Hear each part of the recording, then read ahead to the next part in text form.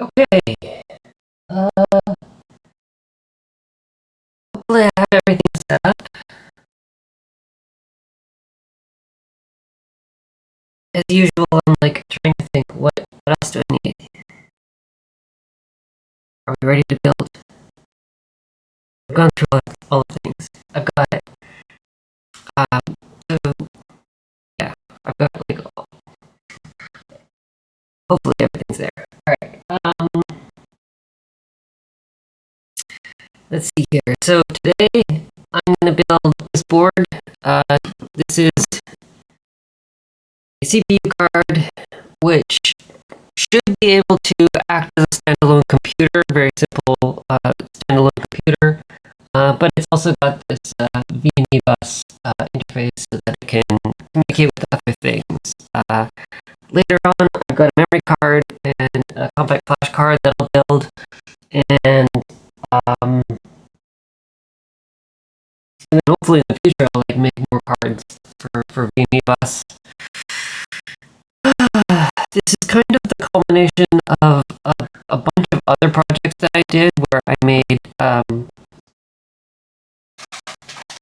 might as well show it. Might as well show it.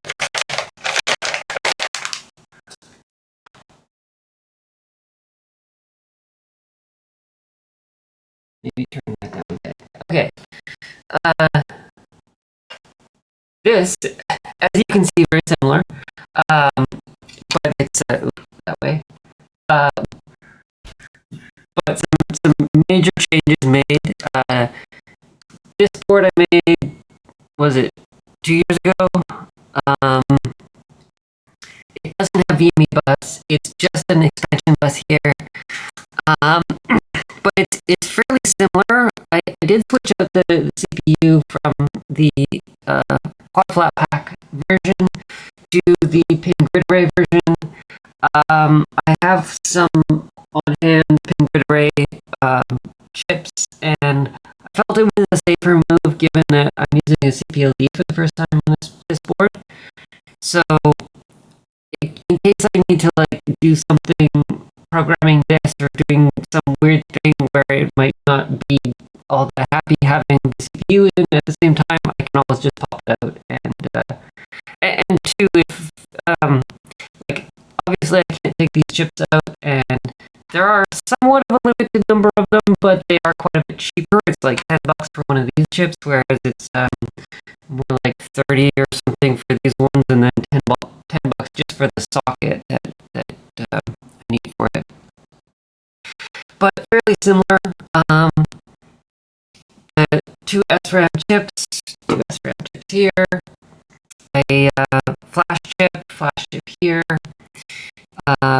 the dual serial port controller, which is here on this board, and then these lights and push buttons have been replaced with some other ones.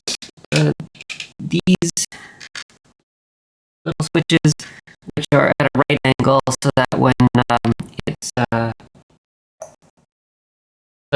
it's in the slot for the VMEbus case, they'll still be visible. This one also doesn't have the onboard FTDIs. They're separate, connected by a header. This board I populated, or I put space for them, and I've also put the headers, so I could populate them. I probably will try doing that, partly because I didn't leave a lot of space here, so I'm a little concerned about soldering.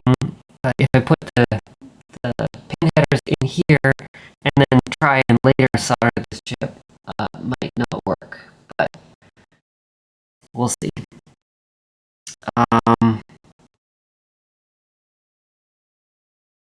Yeah, this chip also had like all static logic instead of using CPLD. Also, it had an integrated compact flash card, which this board does not. It will have a separate compact flash card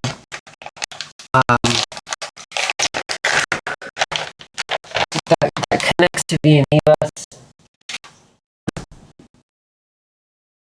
So, yeah, I've got a few assorted pieces here, the sockets, that will be the CPU socket there.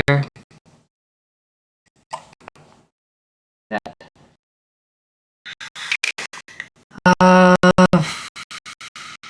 Yeah, and then I've got a big bag down here, off camera. Ooh, love the parts. Many parts.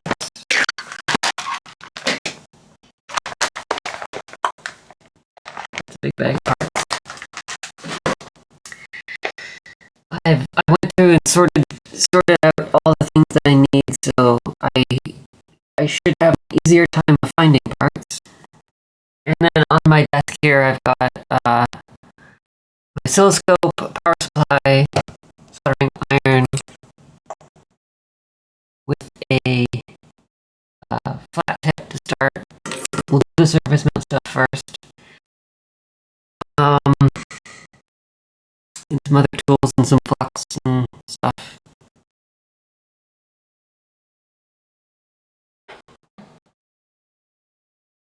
Switch to the microscope view here. That's where I'm looking at right now. Yeah, bit of a rush. That's like, oh, do I have all the things? I'm later than I hoped to be. I was planning on starting at like 11, and then I was like, oh, well, I'll get some lunch first. And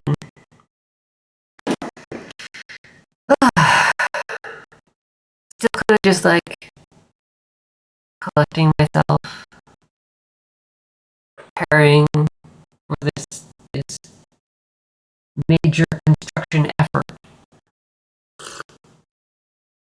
Drinking some tea, checking the interbutts. Always gotta check the interbutts. I didn't set up the overhead cam this time. Maybe I will in the future if people want to look at me being weird and awkward and from above, as you might.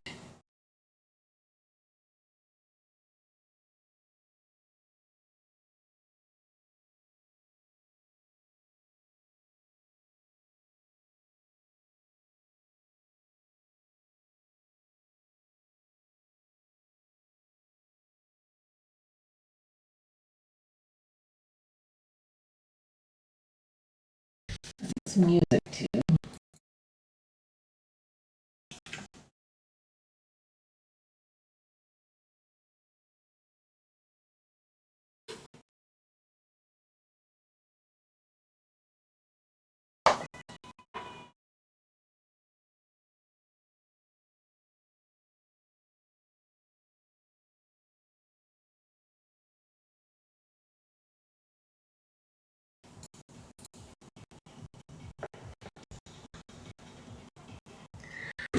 Hopefully that is not too distracting.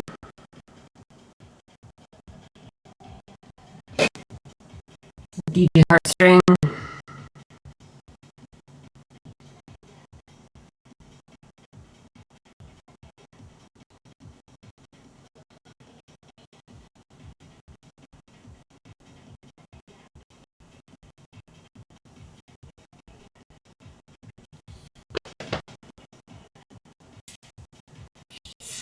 Alright. I'll turn my iron on. It's set at 305. That should be good. I am going to use 6040 solder, leaded solder. I did buy some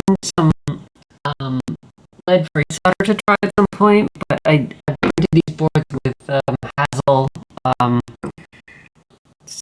surface leveling, so it's already got a layer of lead solder on it. So I mean, I don't know. I don't actually know what it's like mixing the solder, but probably best to like not mix the solder. my first time trying it.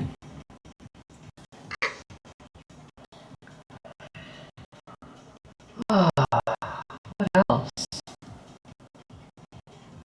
That's about it. What should we do first?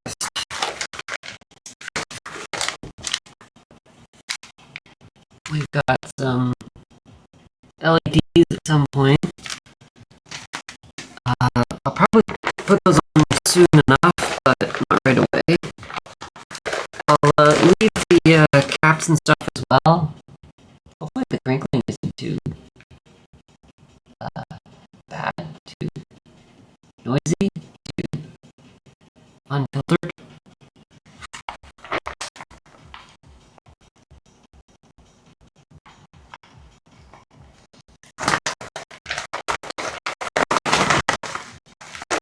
What are the big things here?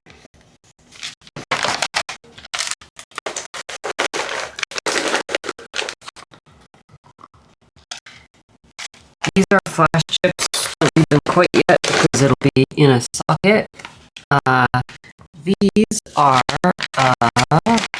the RAM. These are the RAM chips.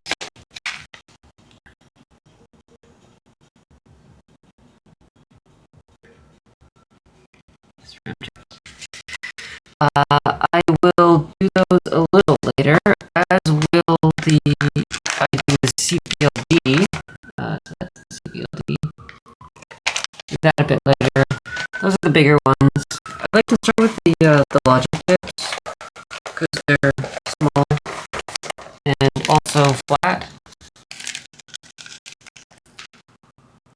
Those are the LEDs. Those are the LEDs that I'll put on. So they're already like a pair in a little case thing. That's also LEDs. There's the FTDI chips. I will leave those for a little later as well, but like I said, I might put those on rather than using the header. Those are also LEDs. So we'll leave those later. I should put this up here so you can see. Those are the USB-C connectors. Priority encoder. That's the bigger one down here. I will do that one soon. And then we have a hex inverter, which will be right here.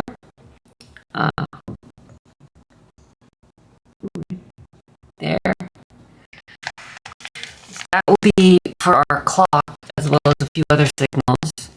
So that would be a good one to put on, and then we can test at some point. These are the buffer chips. These ones. Again, they're big. I'll leave them for later. They're kind of finicky.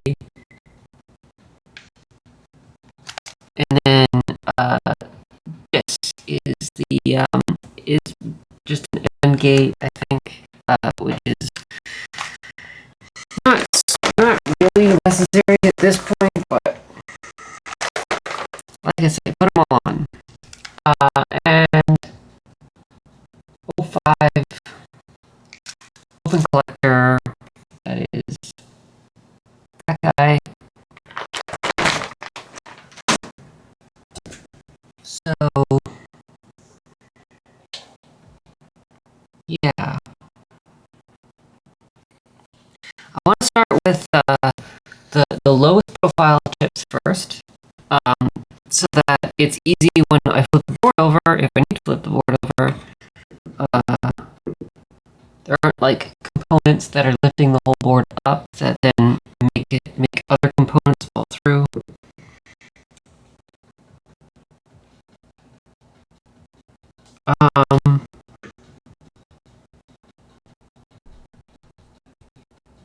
Yeah. I guess it doesn't really matter which one we start with, does it?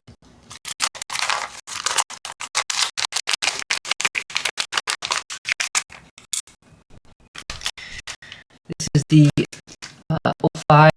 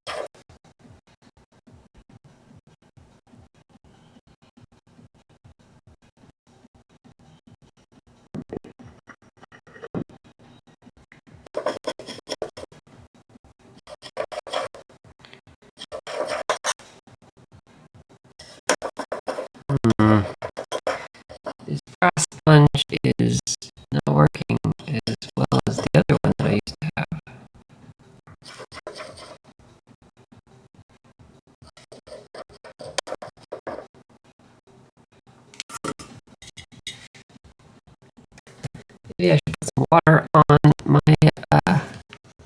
sponge just so that that's an option.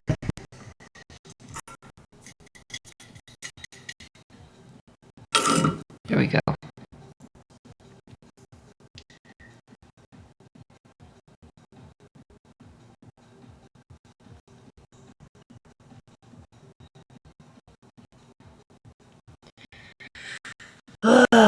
Just listening to the music,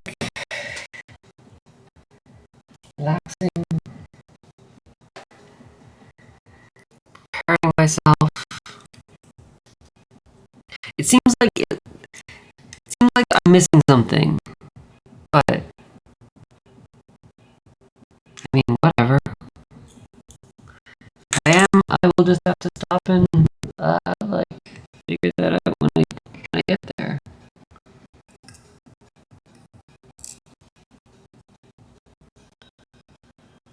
I'm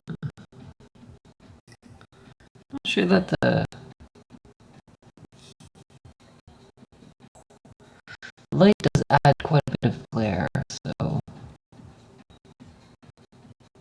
but it is a little on the dark side otherwise.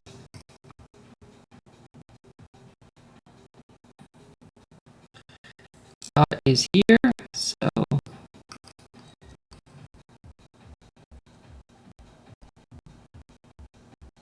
putting it like that.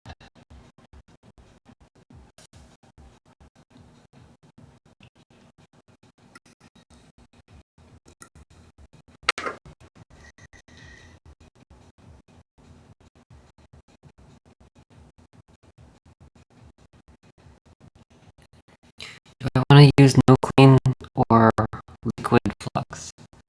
Really love my liquid flux. This is the liquid flux that I have.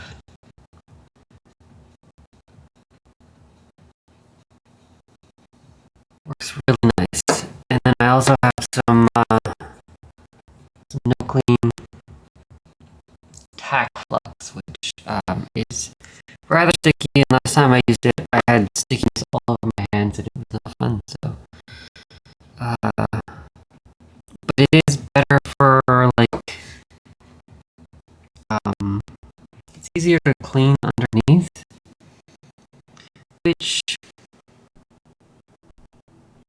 for the small chips is probably not a big deal.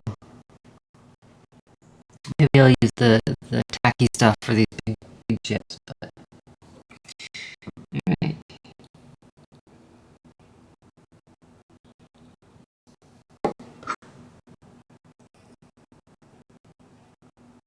Maybe a little on the right side there. Alright.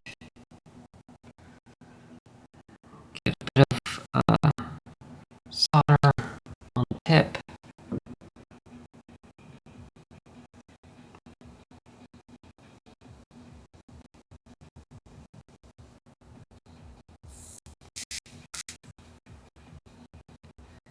And just one more.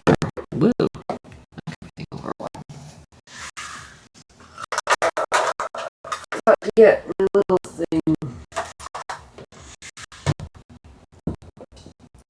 I have a little lens. I should probably get a better one. I bought a loop, like a... I got one of these ones, but I find it doesn't work as well compared to this one.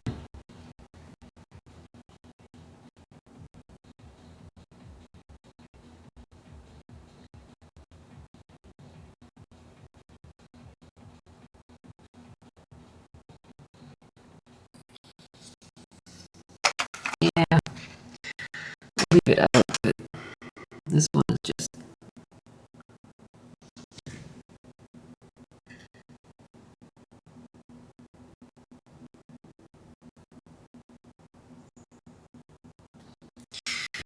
So it looks like the chip is nicely aligned there. It's maybe like slightly over a bit, but it's still well on the pad, so I'm gonna go with that. And since I did the tack on that side, I will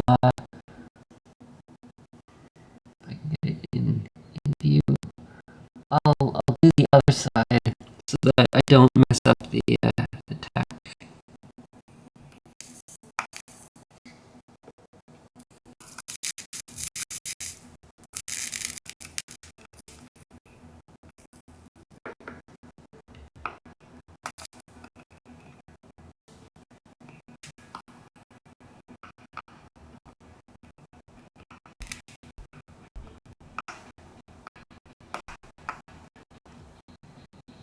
Still do have to solder.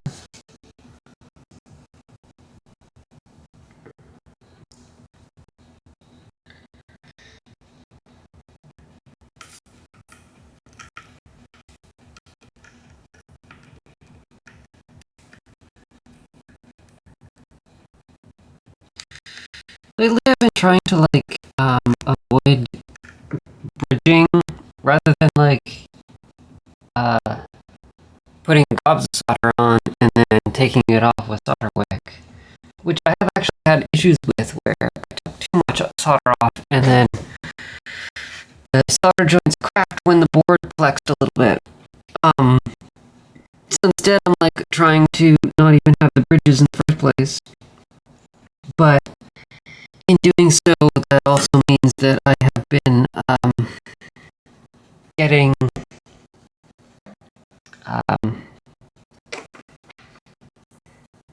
I've been not actually connecting some of the pins. Oh, that looks great. That looks fine. Almost a little bit of the start of a bridge on that one.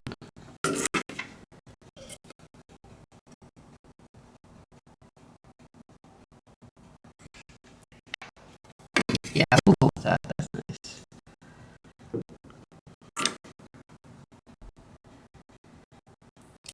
Still have a little bit of solder on. It might not be enough.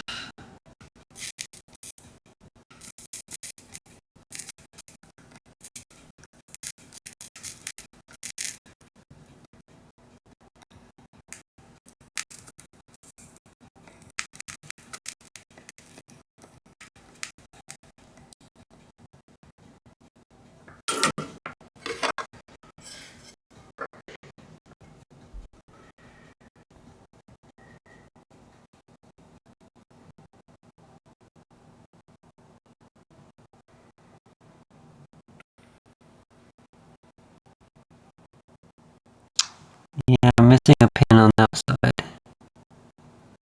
Now let me check the other side just to make sure. Yeah. Those all still look fine, so it's just a missing pin. I wonder if I could even, like, show it.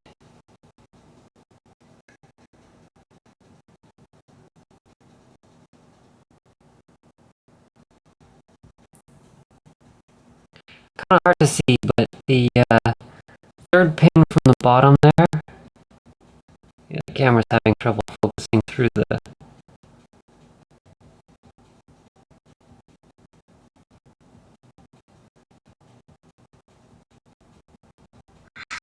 But the third pin from the bottom there is,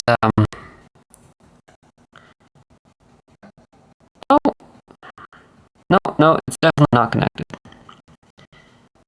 Yeah.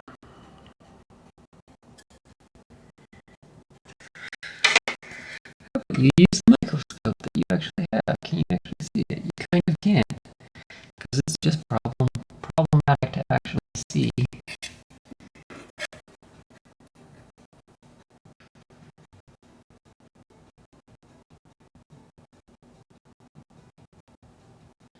See, it's really hard to see, but that third pin,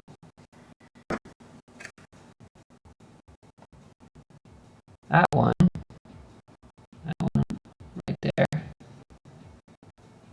is not actually connected. You can kind of just barely see. There's a bit of a like bump on all the other ones, and then that one just has a slightly different color.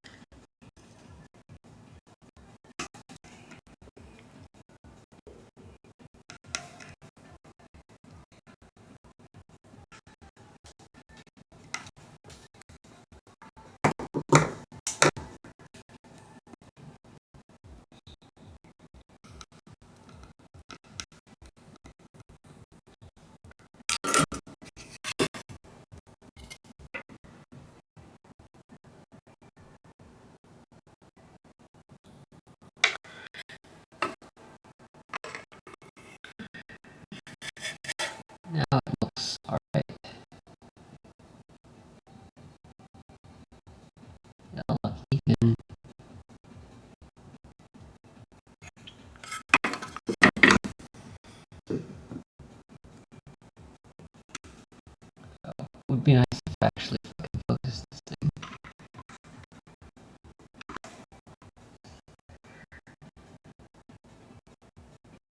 Here we go, one trick done. Yay!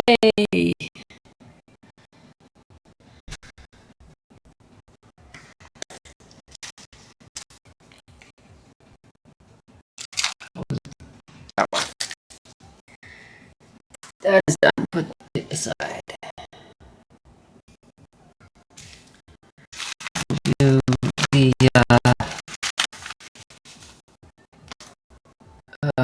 14. That one. Just blow it.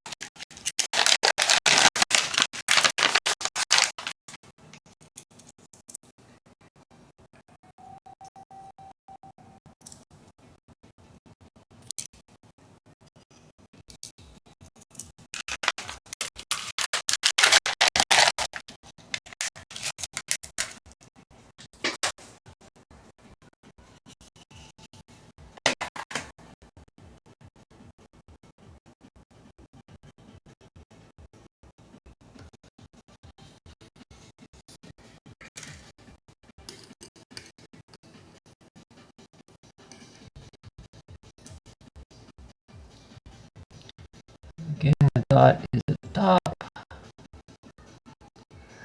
The important thing to remember that I need to remind myself about, these 5 chips are upside down.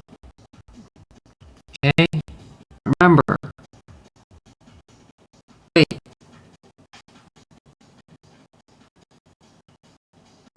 Wait, what? Which one's there? Shit. Now I'm misremembering. I thought I had them a different way, but maybe I'm thinking of this other board here. I am indeed thinking of this other board. Wow, that is an odd color. It should be red, but it looks orange. Well, anyways, clearly those ones are upside down. So I intentionally did those ones upside down. I guess I did not do these ones upside down. Probably because that other board is using different chips. It's doing level conversion, so for these ones, they're not doing level conversion. The entire board is 5 volts.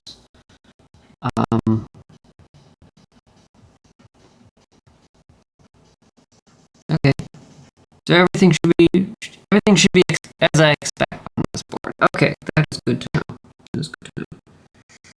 I try and, like, when I design it, make all of the chips face the same direction, so that I don't make mistakes. I have in the past made a board where, for convenience of the layout, I put a chip upside down, and then I forgot that it was upside down when I installed it, and I put it the right way up, and it got hot enough to burn myself. But oddly enough, it was a flash chip. I was able to reverse, like, flip it around, take it off, flip it around, and it worked. So, despite being so hot I could not touch it, it did not actually die, which is surprising.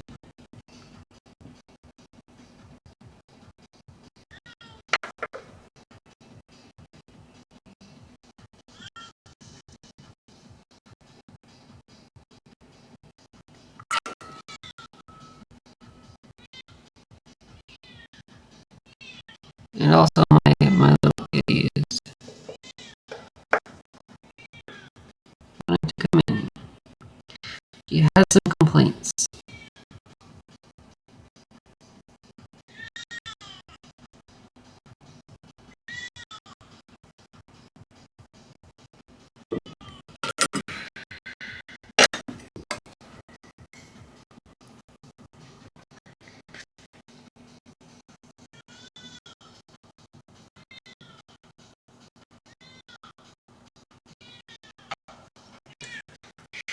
It's like slightly off, but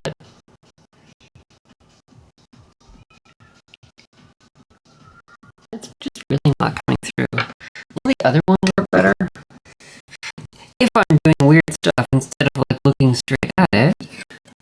See, this one's great because like I can hold it right up to my eye, whereas this one you kind of have to like stand off a bit.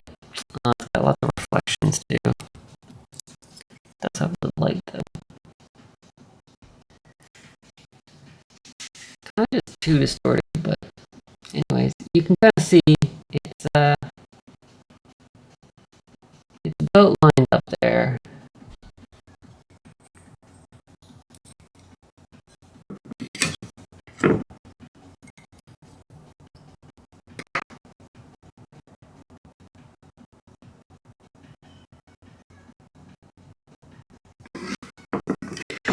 Okay, again, doing the other side from the side that I just tacked on.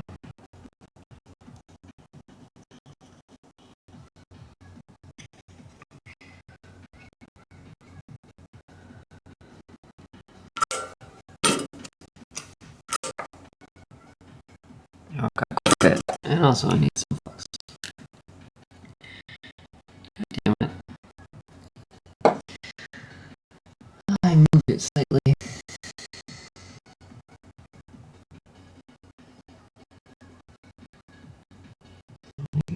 Alright.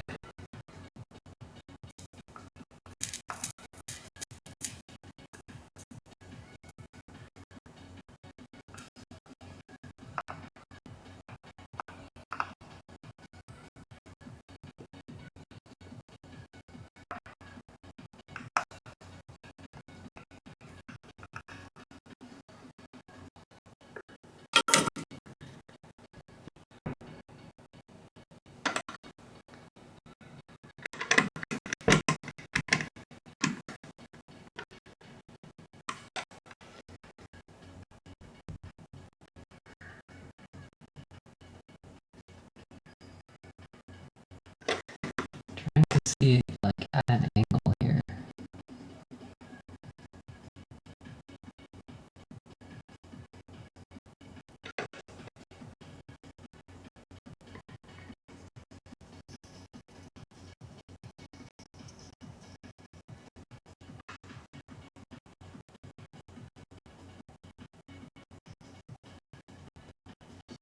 I mean, as well as I can see, but I still need to just check because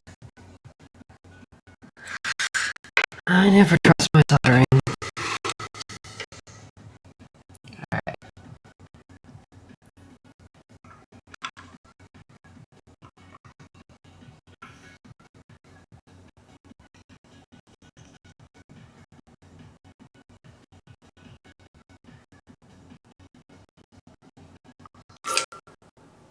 So, first I need some flux. That is far too much flux. And I think I bridged a pin there. Too much solder.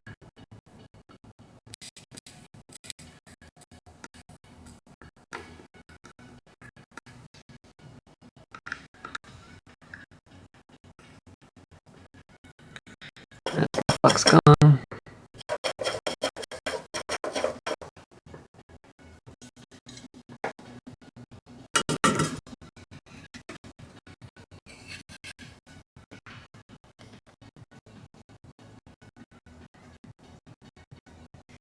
I mean, it's fine. It's fine.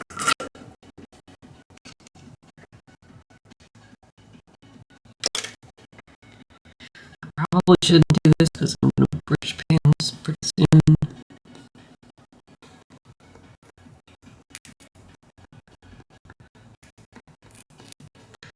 But I can't help but play with it. Fiddling incessantly as I tend to.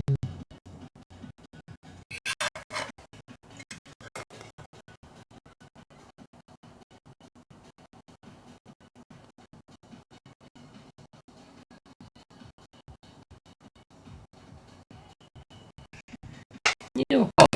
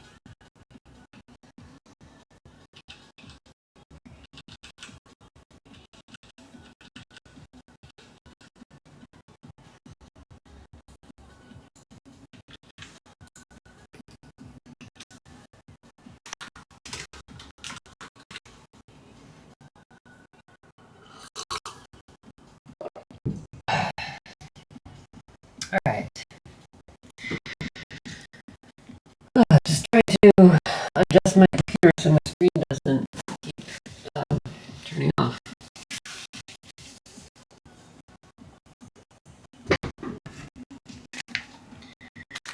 Alright, next we'll do the 30s, which is this one up here.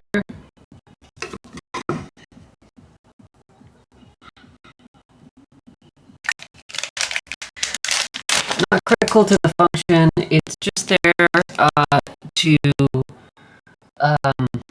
and all of the upper address lines, and then it gives a single output to the CPLD down here, so that it knows if you're addressing all F's, all the upper part of the address bus or not. I didn't have enough pins on the CPLD to have every single address pin go in, and the main sort of important bit is if it's addressing something where all of the upper pins are F's, then it would redirect it to the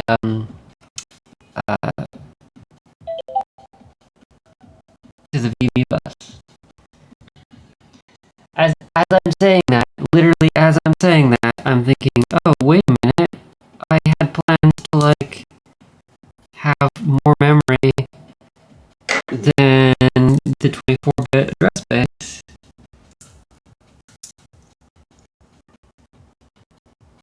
Maybe that might cause some problems, but we'll figure that out later. This may not be like the final board. I'm just gonna build one of them, and we'll see. The plan eventually is to have 4 of these boards in a single computer. Just because I think it'd be neat. But I might need to do like an extra revision in order to get everything worked out.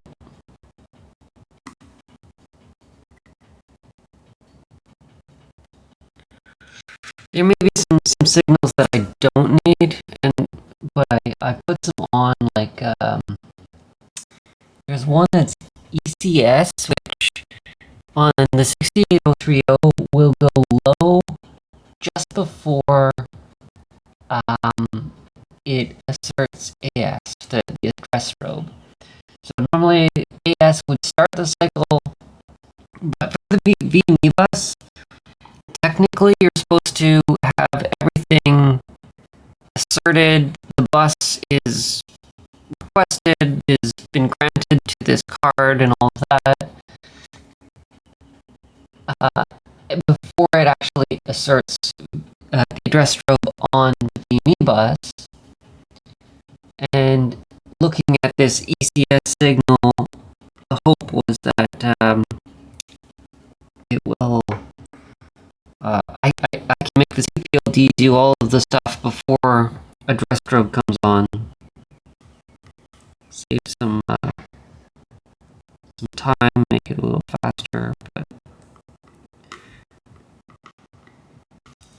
maybe it won't be necessary, or maybe it will be necessary, and some other pins won't be necessary.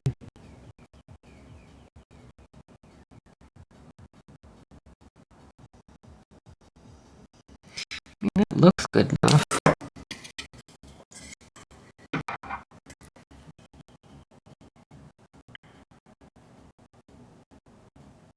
Yeah, that's good enough.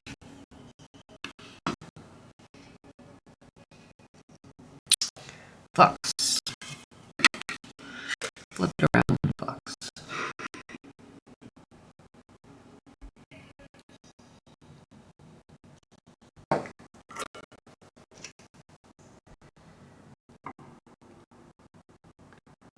It's fair amount. I get it to focus. Fair goblet solder. Actually, I'm gonna say no. I'm gonna say get that off, and I'll put the new stuff on because it looked a little rusty. solder.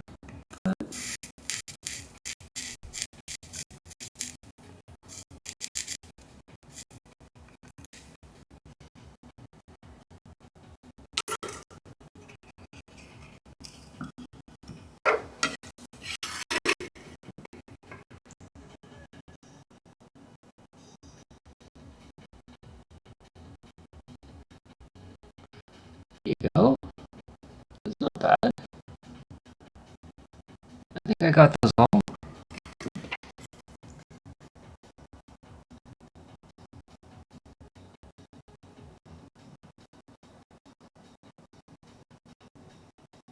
Too much solder. It's a little like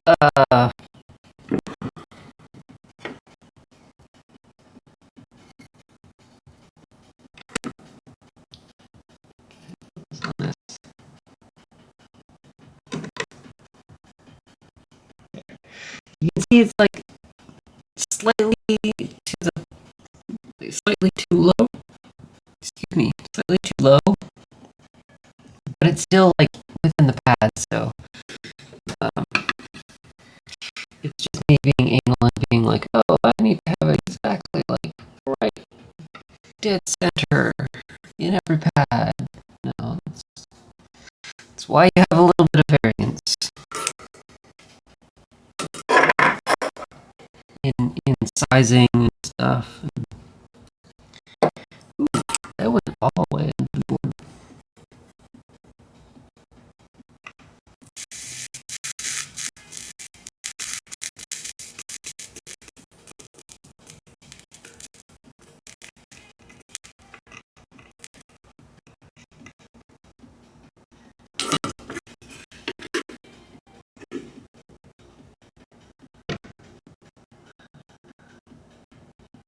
I have to keep refocusing this because it has to be at an angle in order to really see if the pins have properly been soldered. It's very difficult to see if you're looking just straight down to see if the pins have all been soldered correctly. Looks good. That's great. But then I have to keep adjusting things. Alright, those are those three.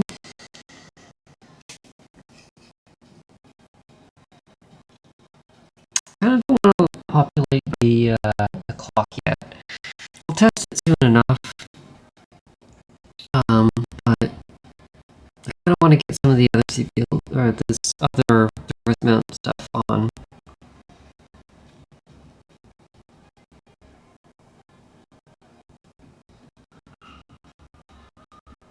Oh, okay. This was the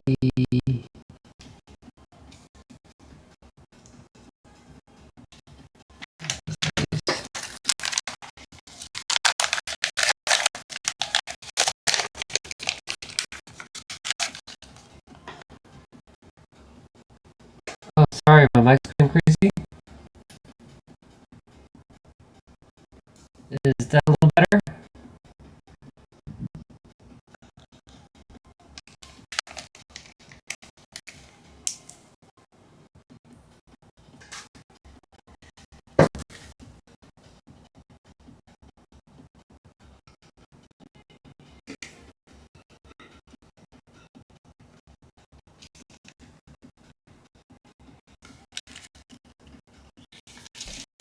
Maybe I should like open things underneath so it's less crinkly as I crinkle bags.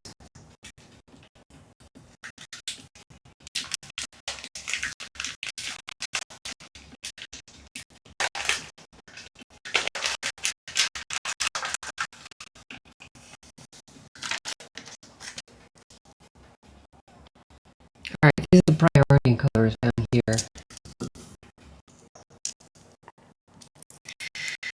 These are only available in this larger package size.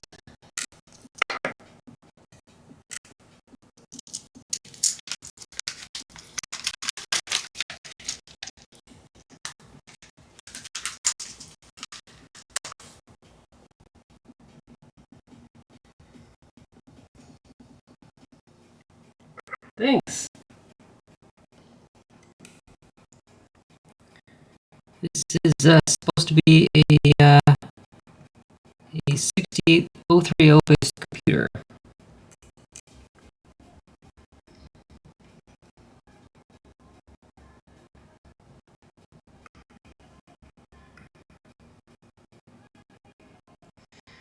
It is really hard to see that dot.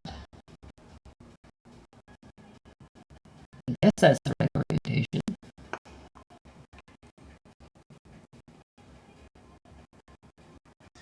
Jesus Christ, this thing is so big. I'm so used to these tiny little ones. I have so much space to work with.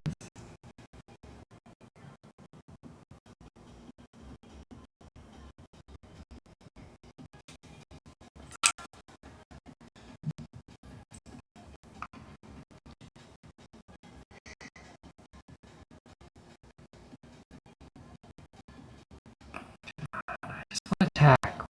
Here we go. I don't want to put the flux on until like I'm ready to solder all the pins. I just want to hold it.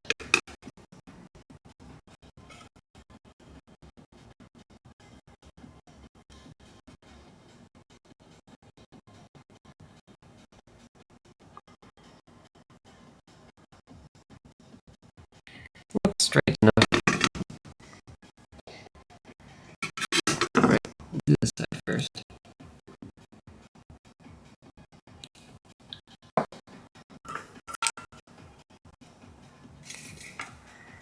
Get some new solder. Oh, oh, see, went and touched the chip.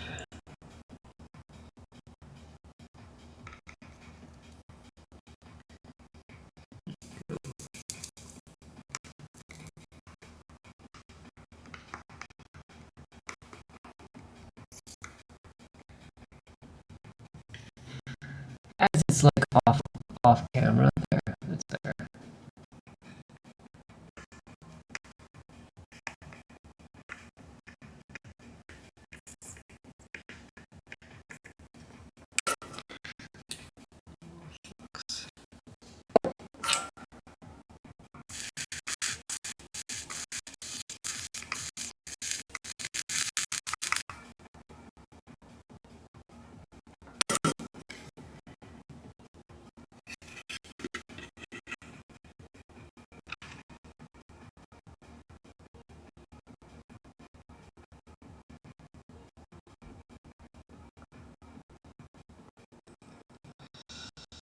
I don't know.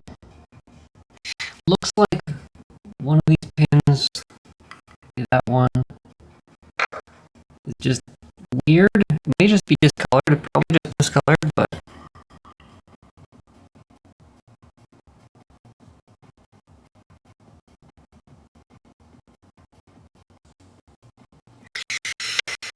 they all look connected, but they also don't look all that connected because it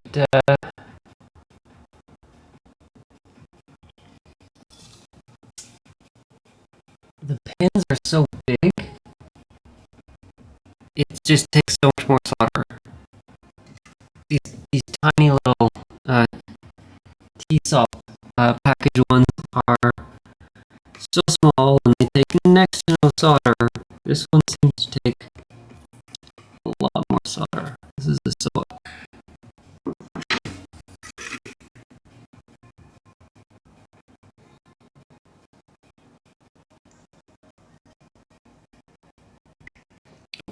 Need some flux first.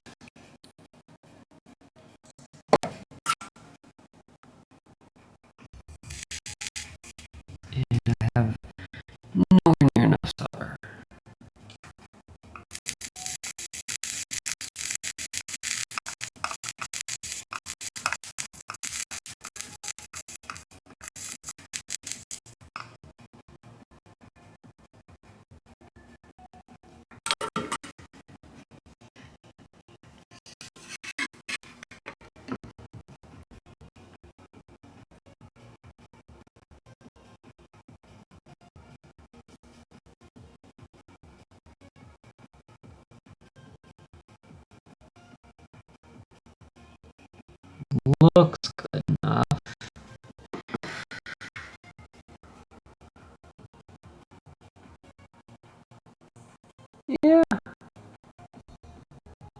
Yeah, it's fine. Could almost use a little more solder.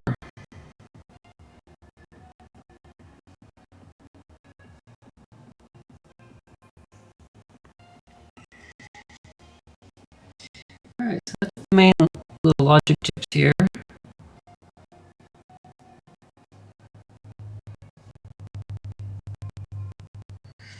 I have a lot more fiddly bits like these resistor networks.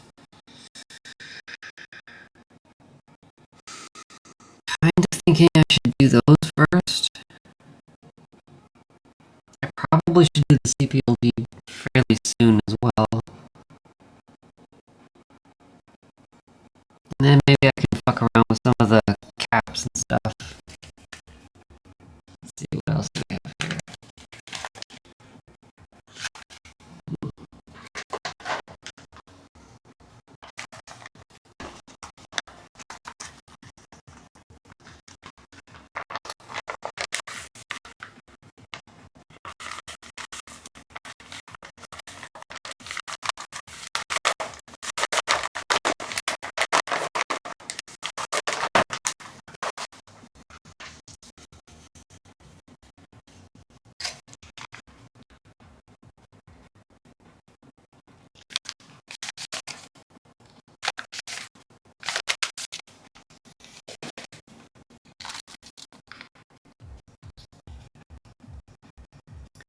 These are the resistor networks.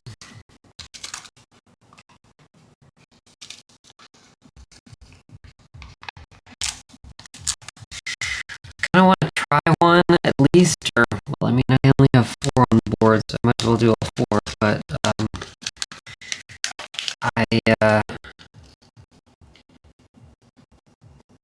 they're really fucking small. I've never done these ones before, so I don't know if they're gonna be alright, or a complete fucking disaster. I guess we will see. It is an adventure.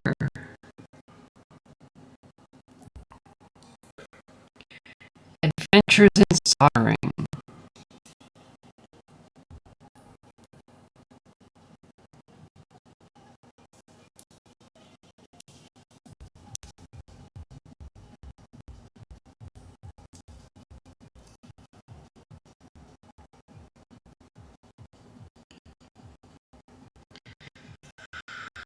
Oh boy.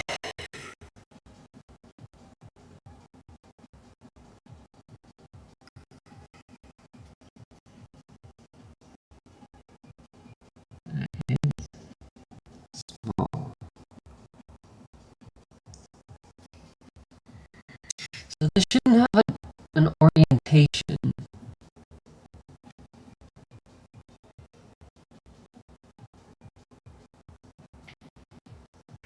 But I will try and put them like with the label facing up, which the board is upside down, so we'll have it upside down.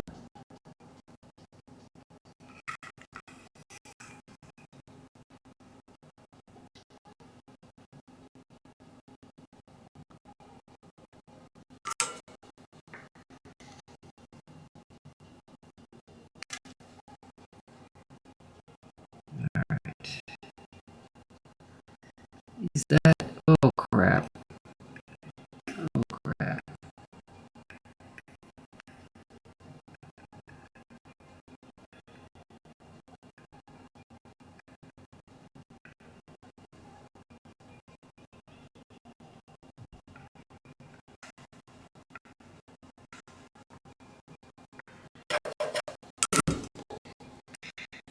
Really not going to go on without the flux.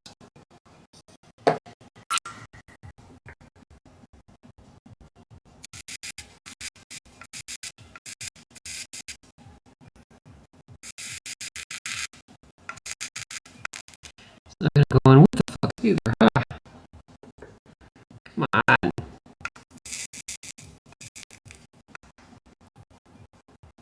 Here we go.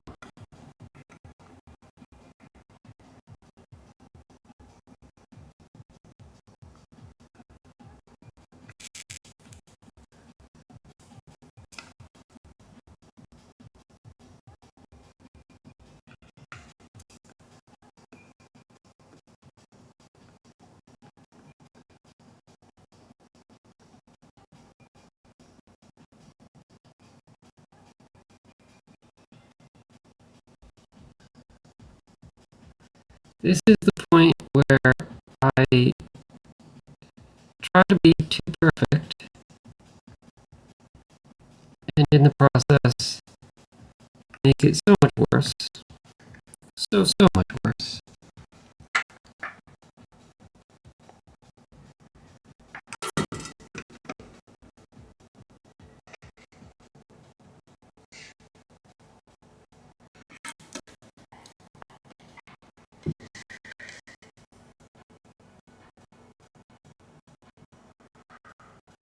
I mean, technically it's connected.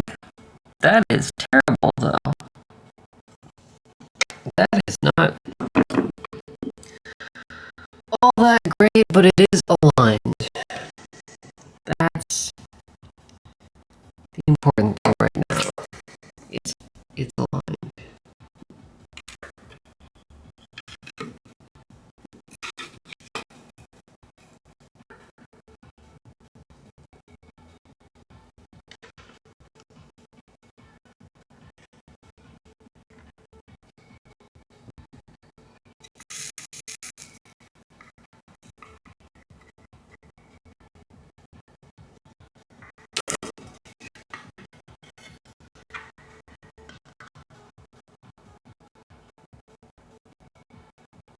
Oh, that's not bad. It's not bad.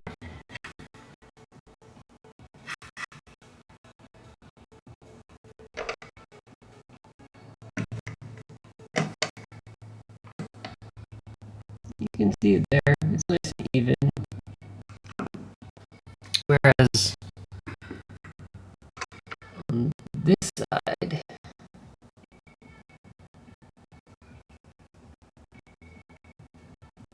well, from that angle, it doesn't look all that bad. But when I look at it up close, it's questionable whether it's actually like whether it has enough solder.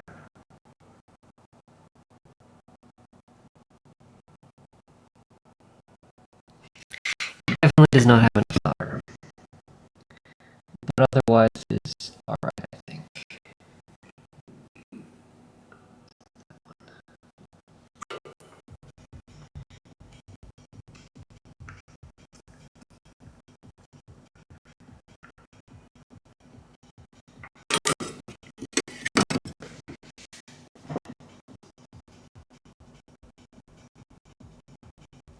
That's good enough.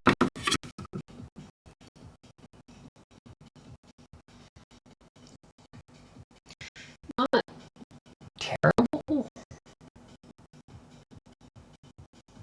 Not terrible. It's the first for everything. You're not going to be perfect the first time, right? Right? I do wonder if, like,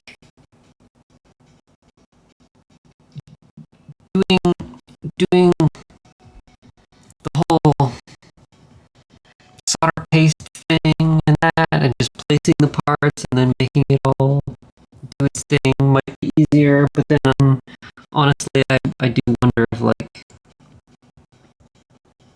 I'd end up messing it up even more because I'd bump the board and then all the parts would go every which way and I wouldn't have everything all aligned and nothing's gonna be perfect, right? Unless you, like, pay to have the board assembled. Where's the fun in that?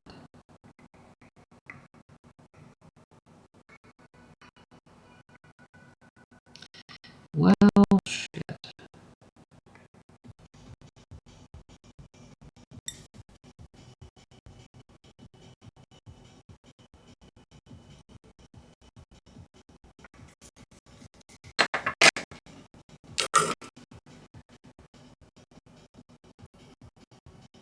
I didn't put flux on that one either.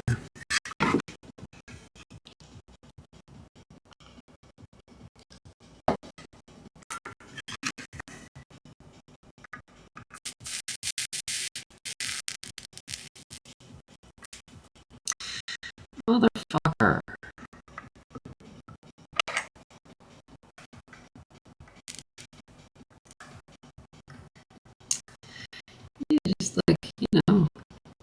take it completely off and put it back on for no fucking reason. For the fun of it, I'm having so much fun with these things. Motherfucker.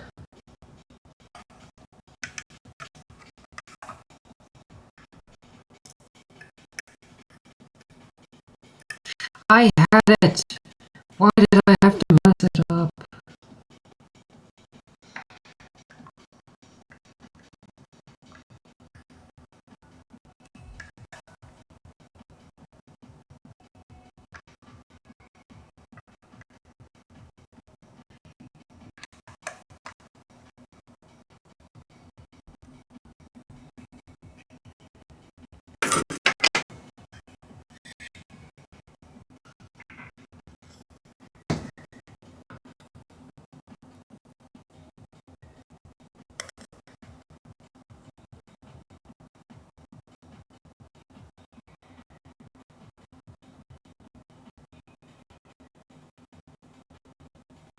I mean, it's connected and it has no bridges, so there's that. I should probably stop messing with these things so much and just get on with it. Got a lot of parts to go.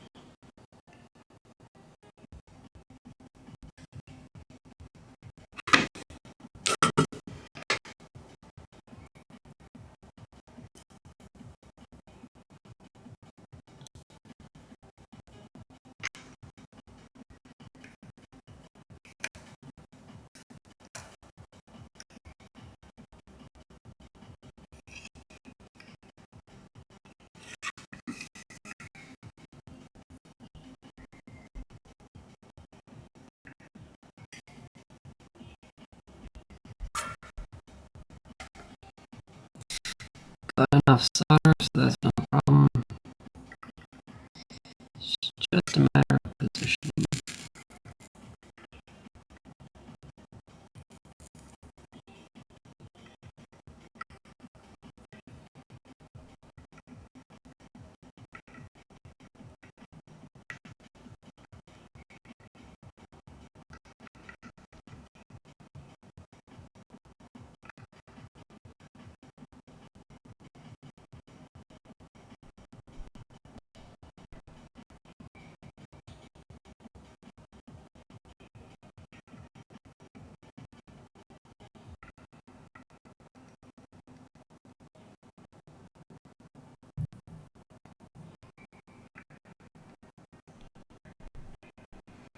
Yeah, I'm just being greedy.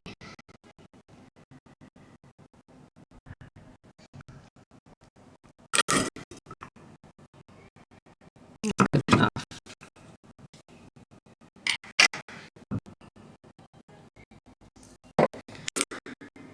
Flux.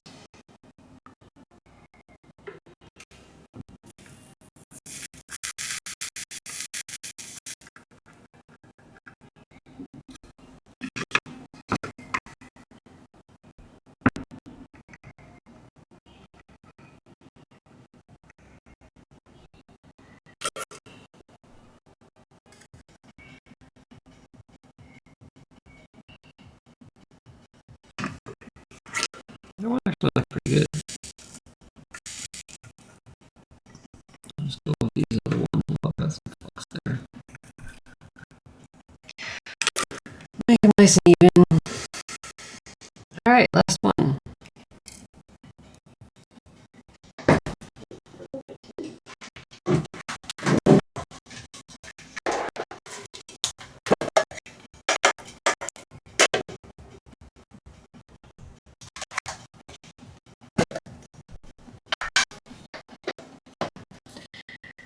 My tin of bits.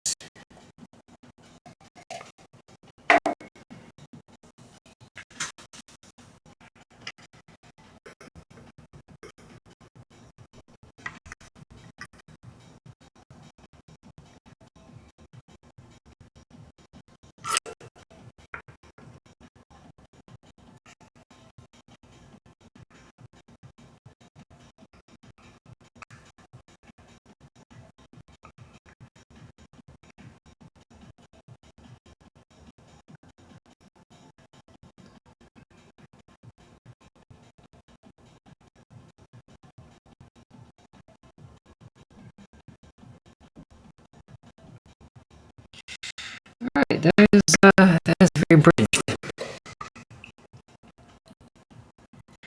Bridged as.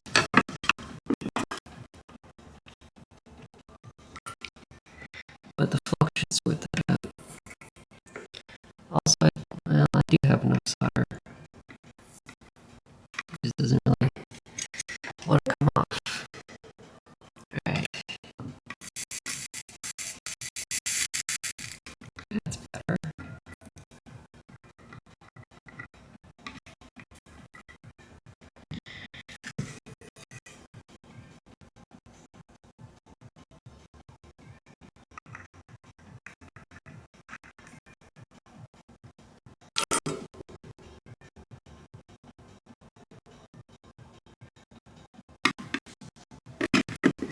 Let's see here.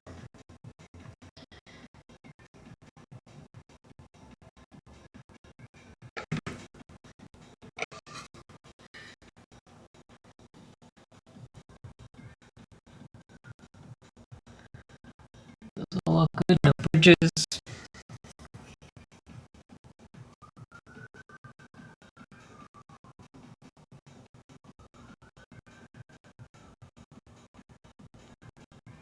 Those all look good. No bridges.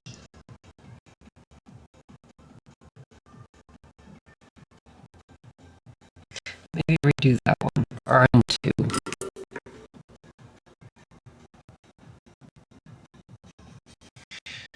Just make sure it's got enough solder.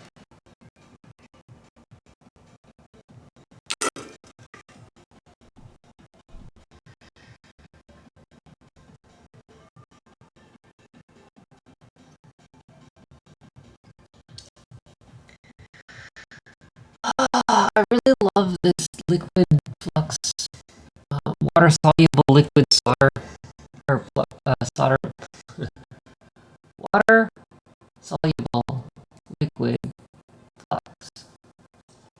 But it makes a mess of the board. All of this stuff. I should probably wash the board off at some point. But maybe put some of the bike pass caps on first. Alright. Resistor networks are done.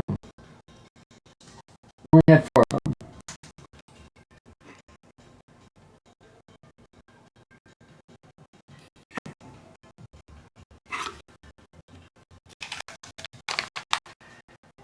What have we got? Well, I guess I could put that one on. Yeah. Only one of these. This is a 15K resistor, which is across the. I mean, it does seem a little weird. Why don't I check the schematics and make sure it's not too much of a problem?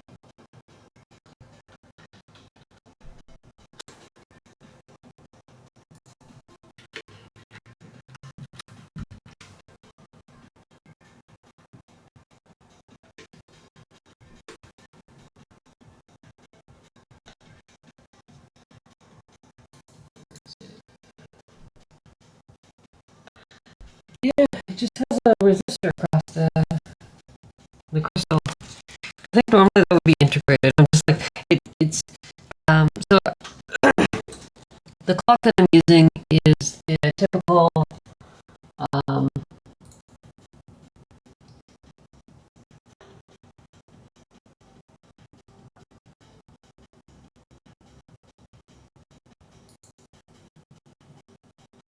there we go. So this is the clock circuit. It's a typical parallel mode crystal oscillator using 2 Schmidt-triggered inverter gates. And normally, if you're connecting this, if it's integrated into a chip, you would connect just the crystal and the 2 caps.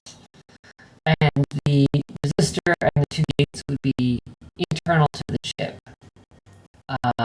In this case, it's not internal, I'm doing it externally. So I've got this extra resistor. So I was kind of just like, wait a minute, is this the serial version, the serial oscillator, which is another one that I've used on previous boards, but it doesn't go as high. It's great at like lower frequencies, but this is going to be probably 50 megahertz crystal. So let's get back to desk view. So I only need one resistor of this size.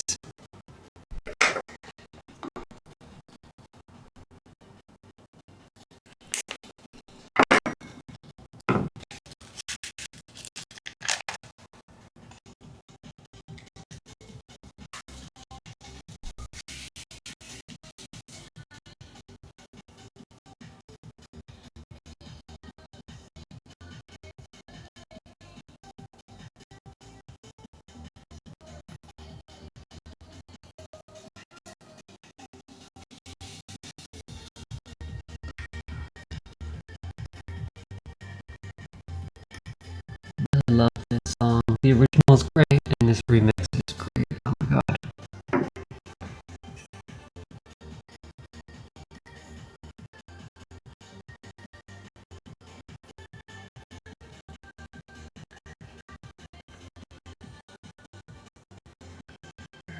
Down here. Down here in the corner.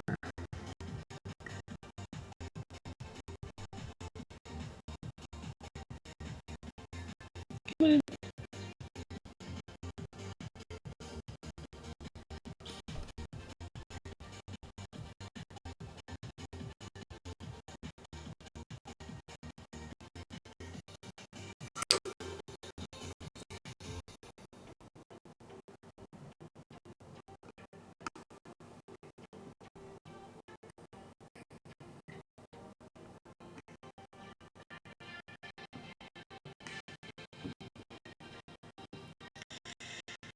Oh, I was getting too greedy. It must be perfect. It must be exactly aligned. Oh my goodness.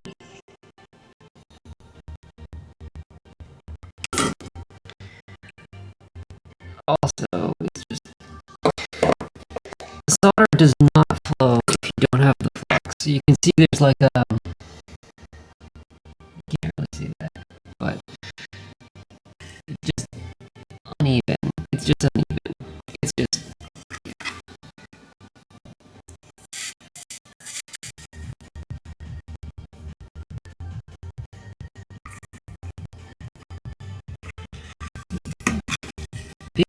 big gobba solder.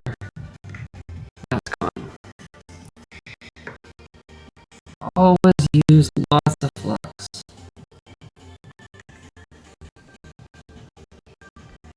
That's good enough.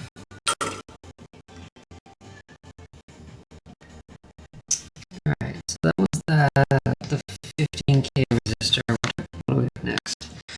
I have some more resistors. I will leave those for a little bit though. I will ferrite bead. Some 220s. 8s. Bypass caps.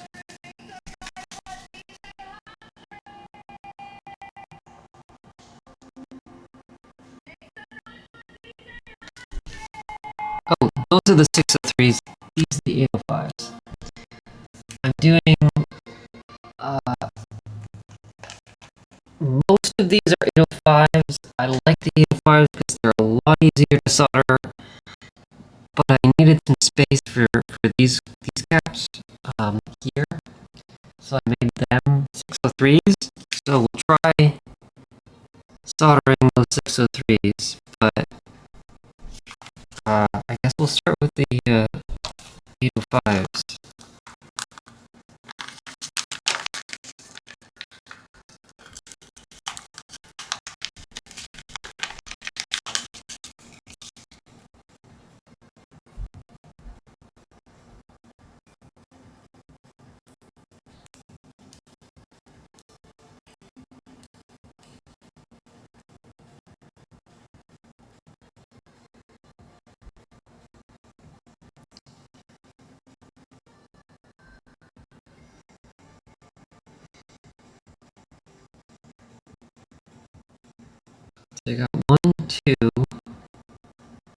We'll just do those two for now. Okay.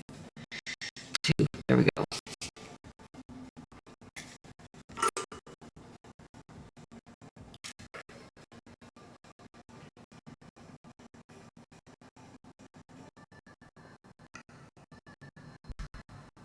I do not have any solder.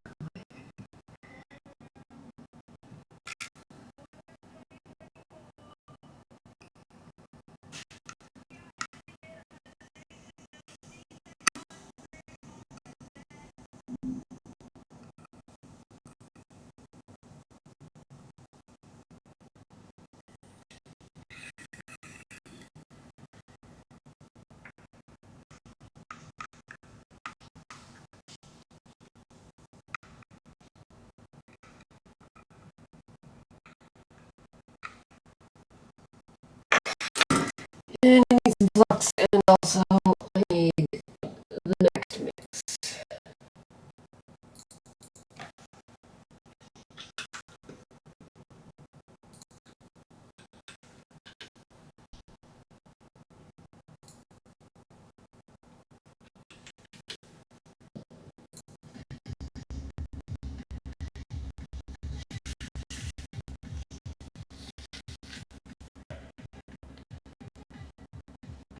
Get some DJ cots up in here.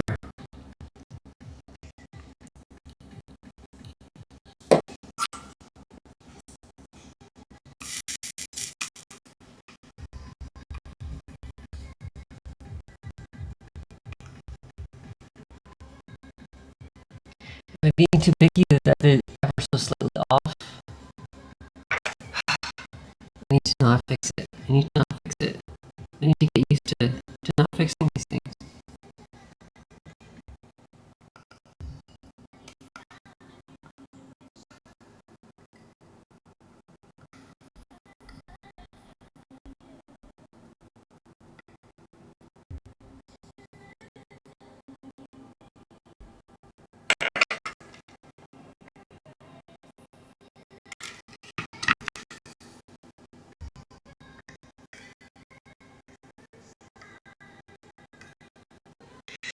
More flux.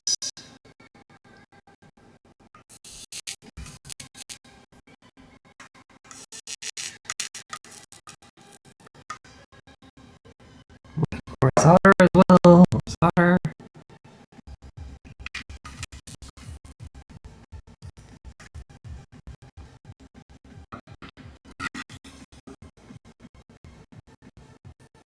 Sorry if that was off screen. Work better without that. I mean, you can kind of see less glare without. Need to not do that.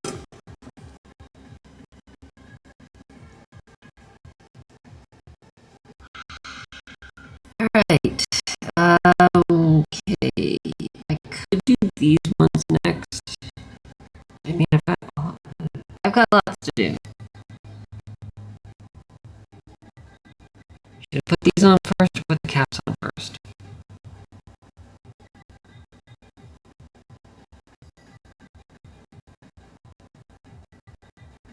I may put the chips on first and then, no. Thinking about it, like, getting in here is probably going to be a little easier. Oh, shit. To do these first, right? Right?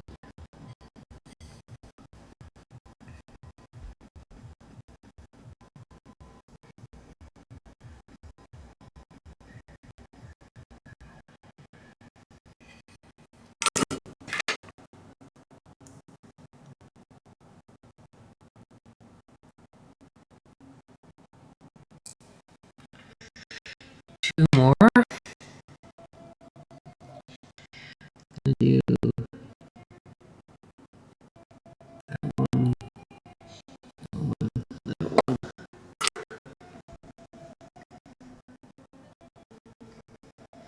Need some more solder. Nothing on the iron.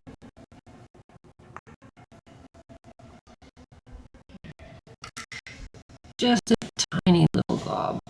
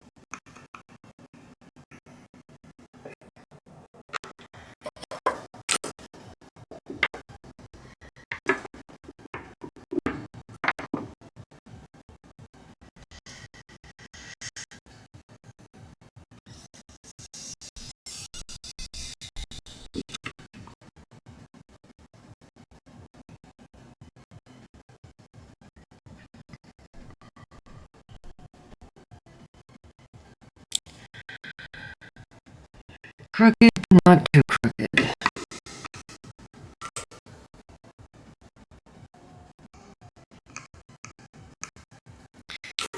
That one is just not.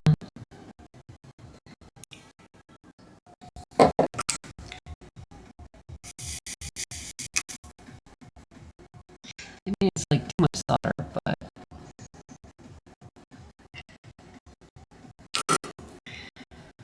alright, I was gonna do this one next, wasn't I?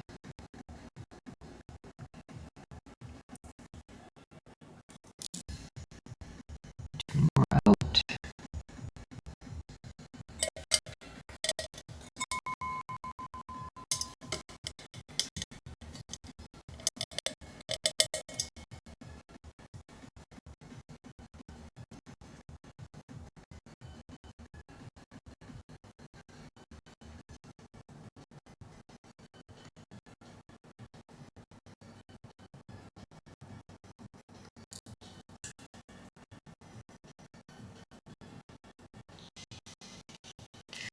Got something sticky on the end of my tweezers.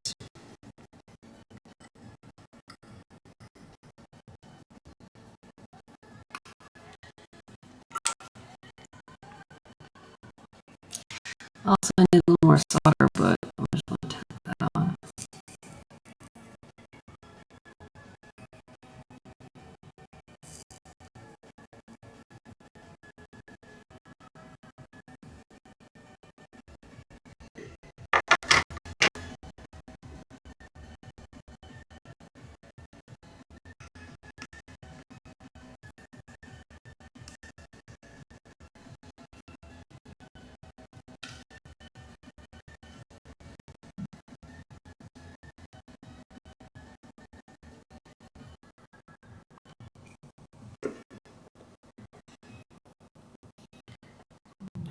That one.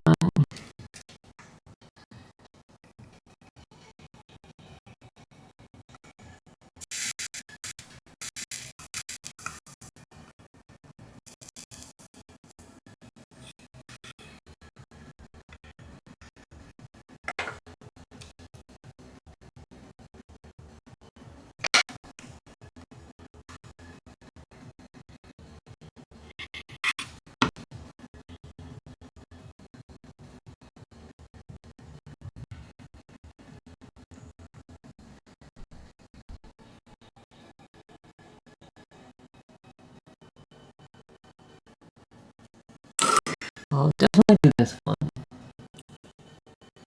Probably should just I might as well do those ones. Might as well. Alright, three more.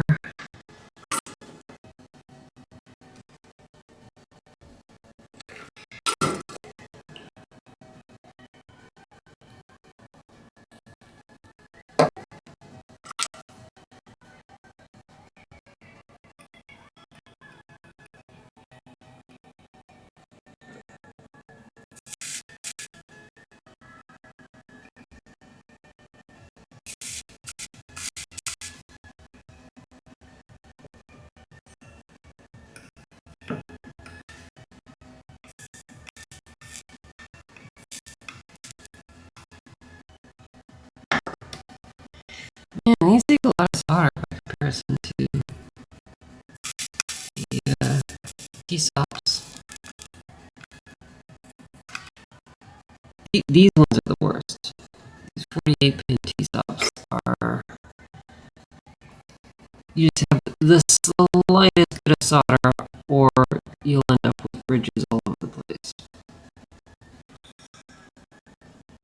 These ones, it's like you can't have too much solder.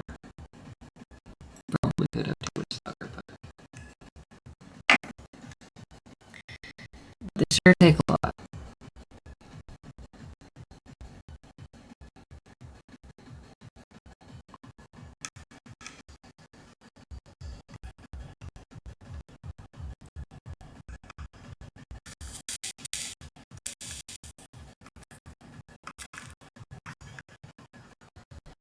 If anything, those do actually have too much solder.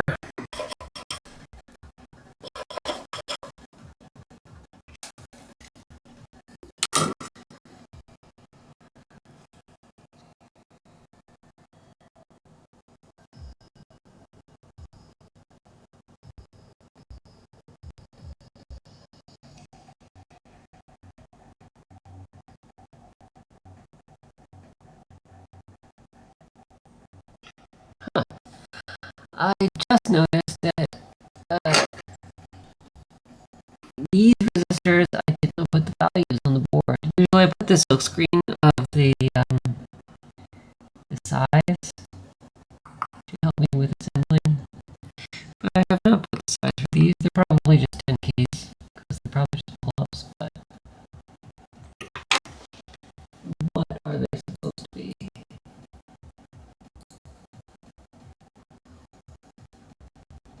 Oh, actually, they're all 4.7K except for one, which is 10K for some bizarre reason. These are the pull-ups for the JTAG for the CPUB.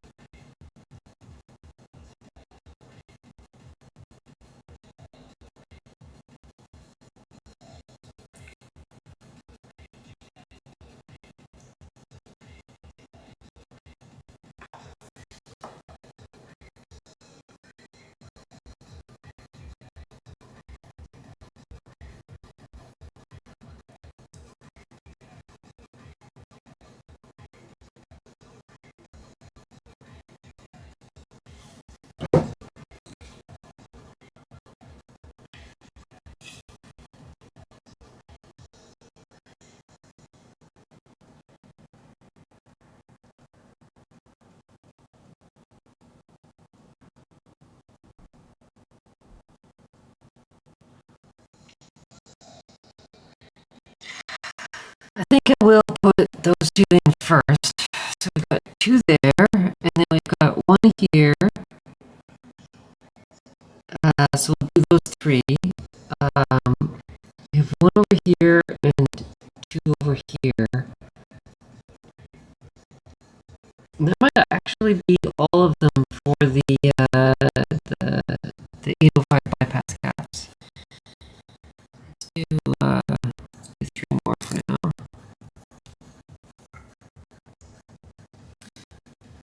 I'll start with this one down here.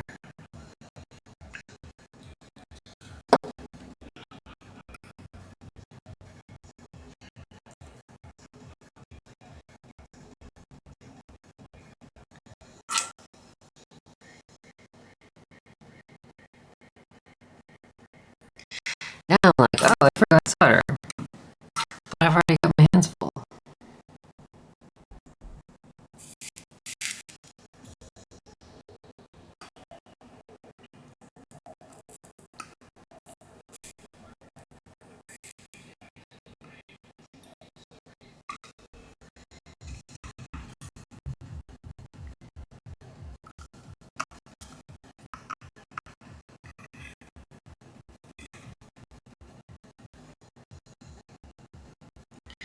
And also, I still have something sticky on my soldering iron. So my plan is to put these on, and then at some point fairly soon, I'm going to go clean the board off, and then come back and continue.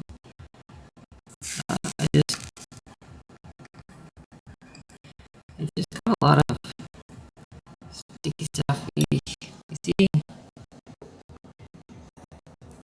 Got some solder on my.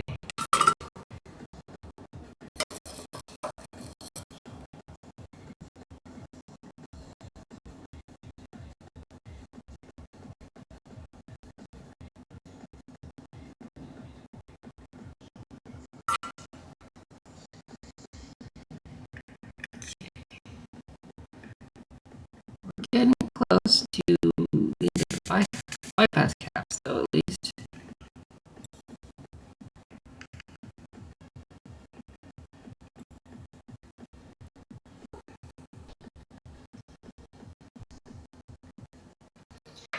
Need some more solder.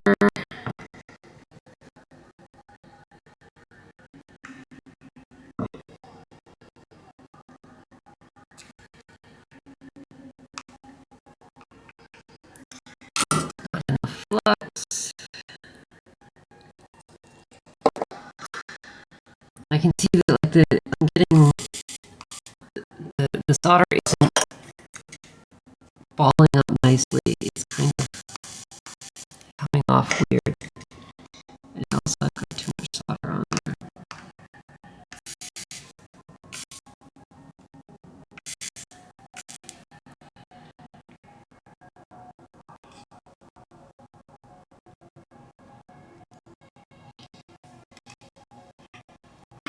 You can even see on this one, it's got like a little dot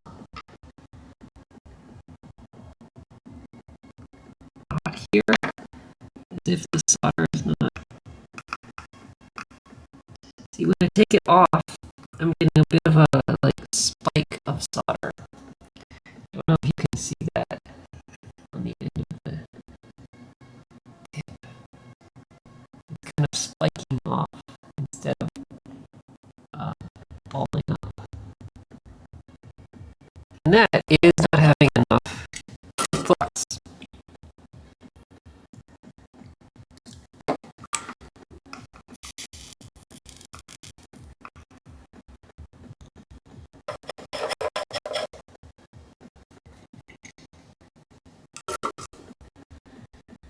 Flux increases the surface tension of the solder. Increases, not decreases, I think. I think that's how surface tension works. More surface tension, meaning it will ball up more.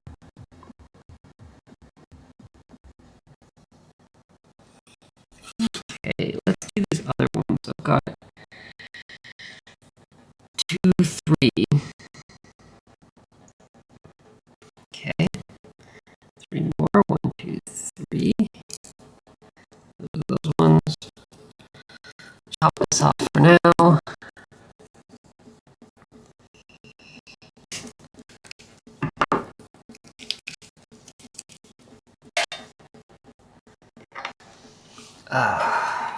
This one.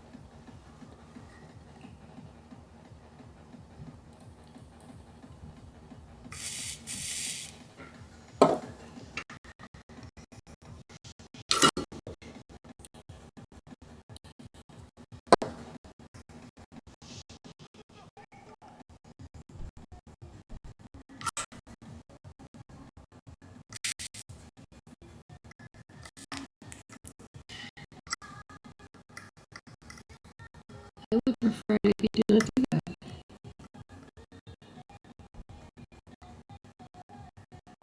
There you go.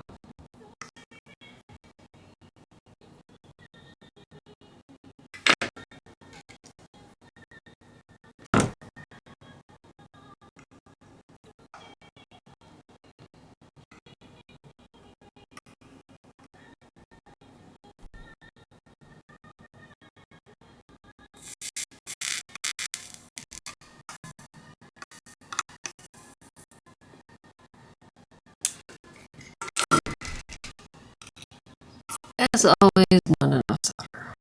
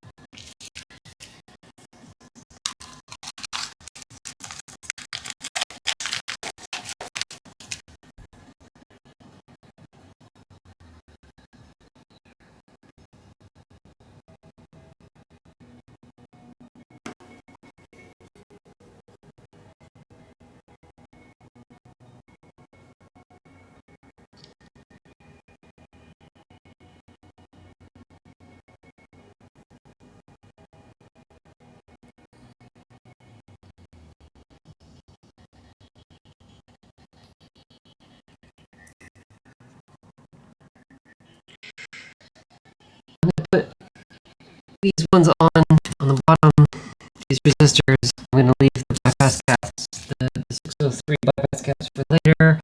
I'm pretty sure I have gotten all of the 805 bypass caps. Oh, except for the 4 on the bottom. I put 4 on the bottom.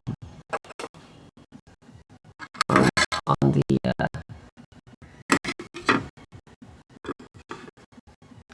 CPU. Did I put those on now? No, I'm not gonna put those on now.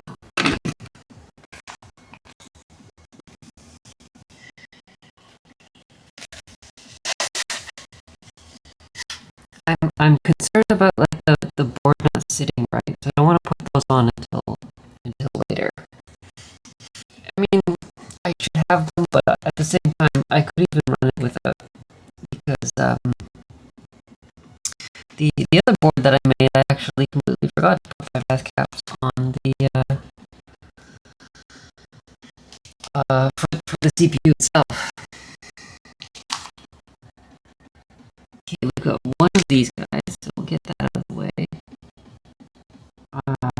There's a fair number of those ones, so I will leave those for there.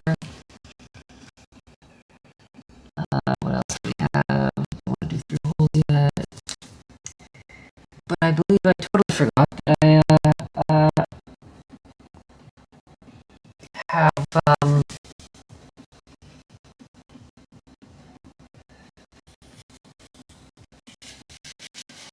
I totally forgot about the 4.7s. And they are hidden away.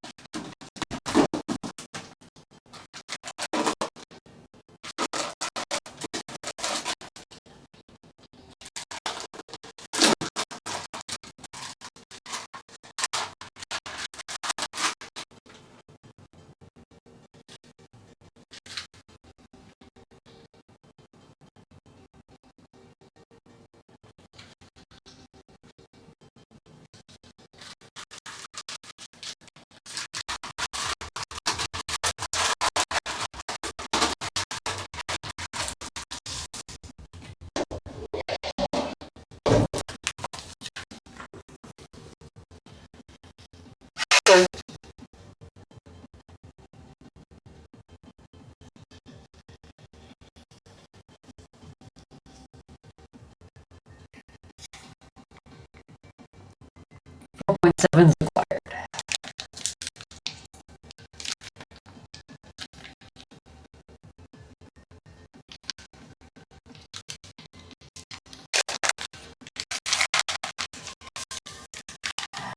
I've got 3 of these, so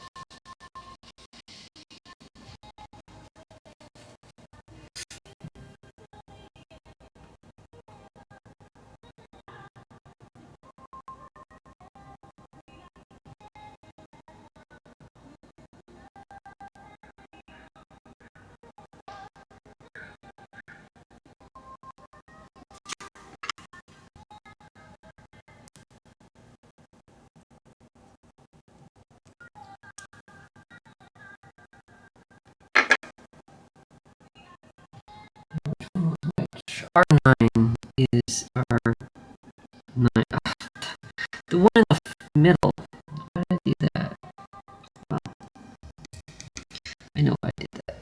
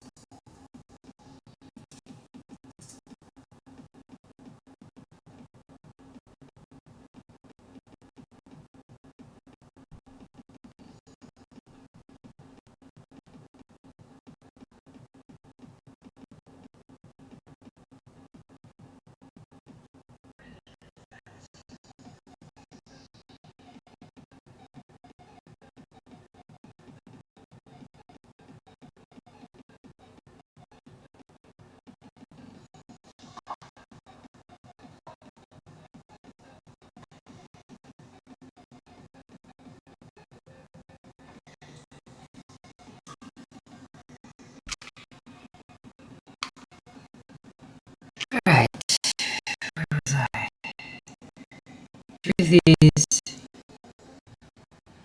are 6, 7, and 8 are going to be my 4.7s, and then 10K for the other one. Okay.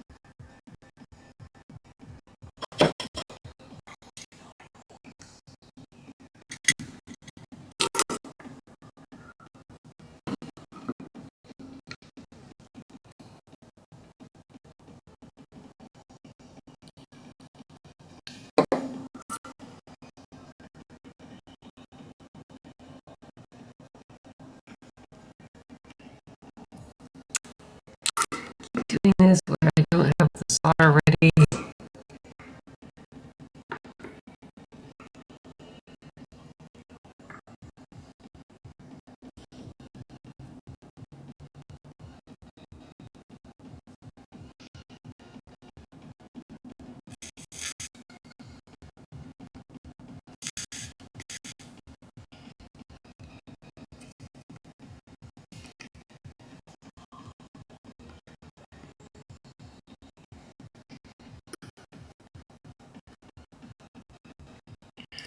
I'm probably going to regret putting this on before I put that other 10K in the middle.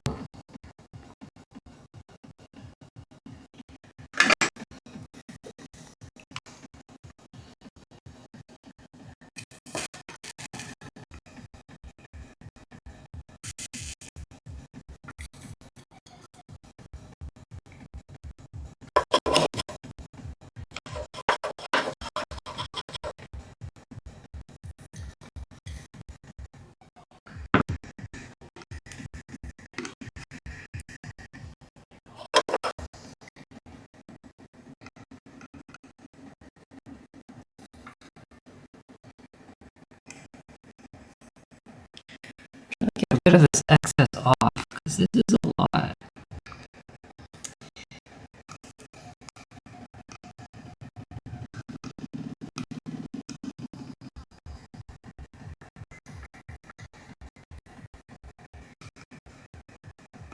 It's looking better.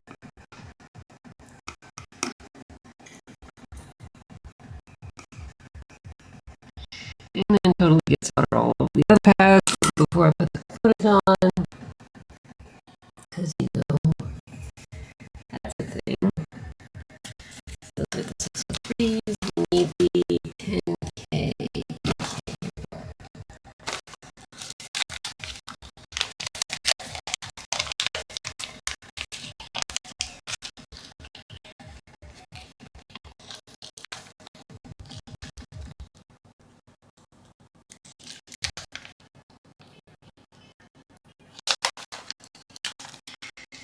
One for now. Need some solder. Need some flux.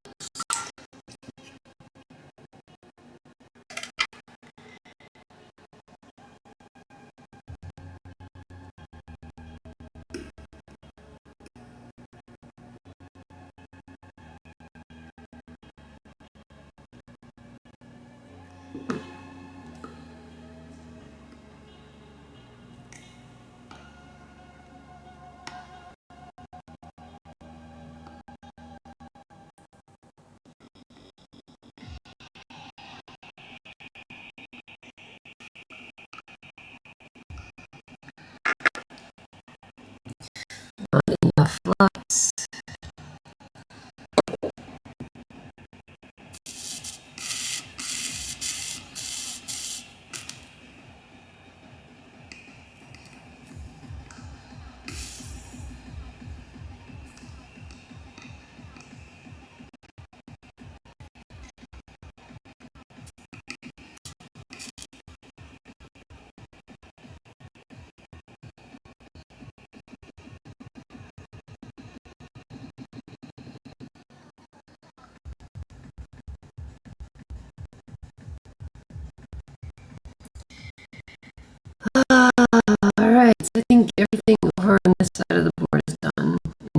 the everything well except these bypass caps, but everything in terms of the two lead components. Got this whole row of components to do, and I might not populate these ones, but I will populate at least some of these ones while I'm at it, and then I'm going to go wash the board off, and then we'll continue. So I have this one, so this is the 4.7, that one's going to be that one. Yeah, I might as well get it over with. Oh, this is like plastic tape.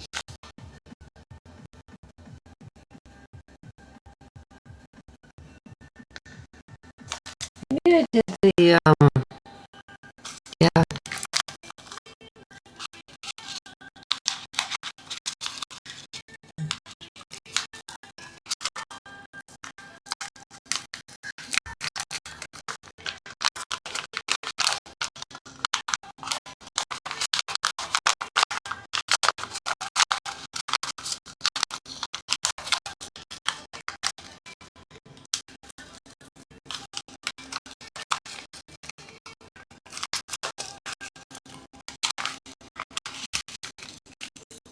There we go. It's a plastic tape instead of a paper tape.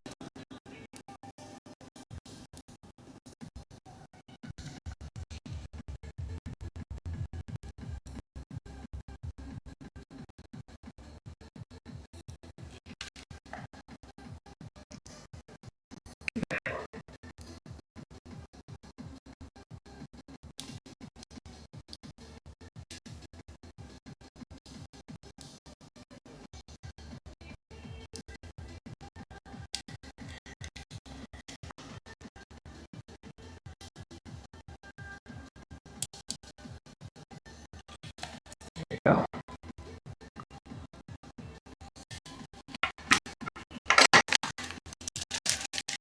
That's that.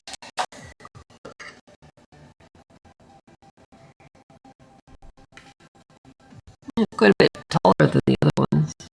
I mean, it's a 4.7, so, or 0.47 instead of a 0.1. So you'd expect that.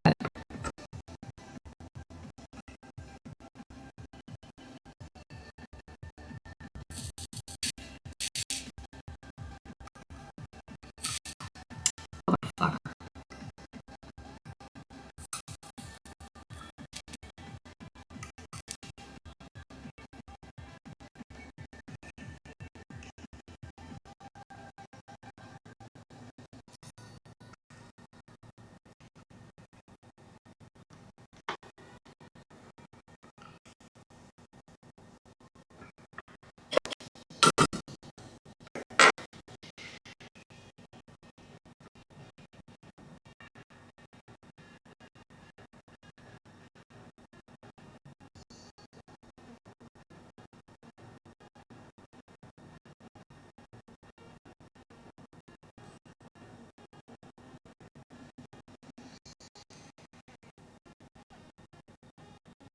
I put a 220 ohm resistor here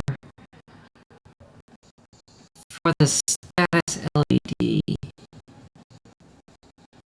instead of 1Ks, because I put 1Ks for these ones. These are all the LEDs. There's four LEDs here. These ones here. And then there's another 2 LEDs here. But one of them, I'm actually doing something weird where I'm putting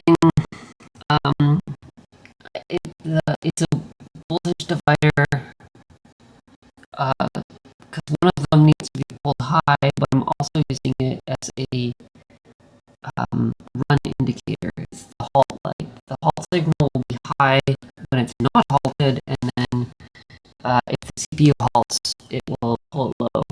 So the light will go out if it's not running, which is helpful sometimes when I do eventually notice it.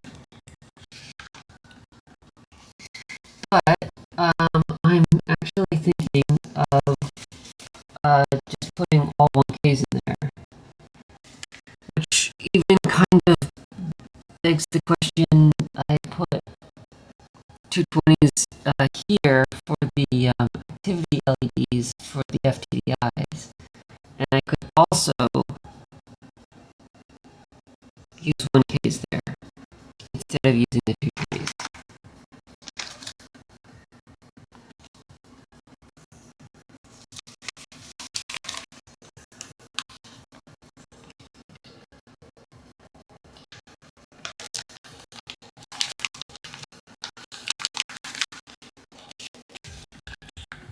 I'm going to do 1, 2, 3, 4, 5, 6 for now. No, 1, 2, 3, 4, 5, 6, 7.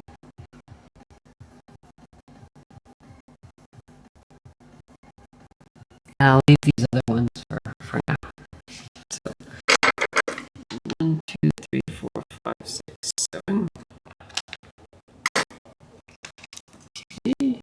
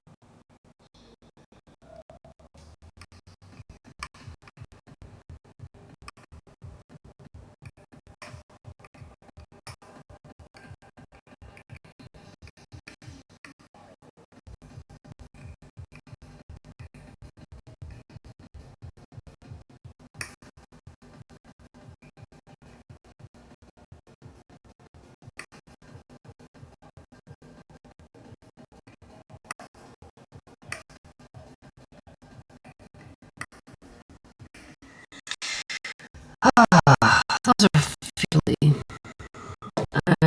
I will get them later. Let's start with just some soldering.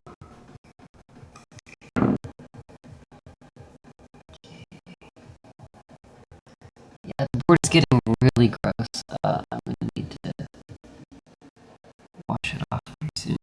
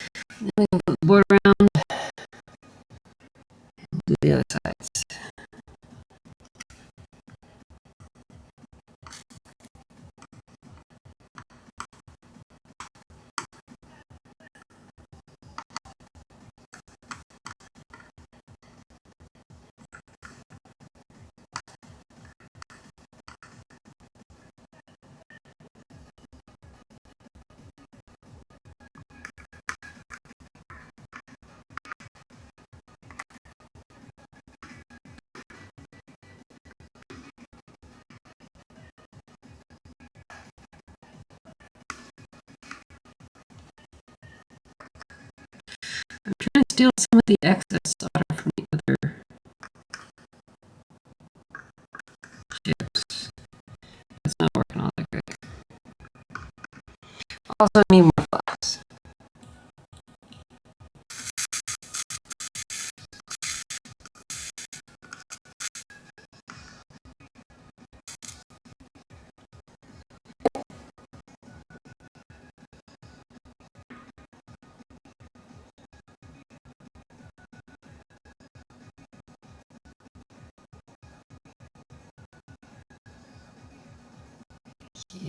Let's see here.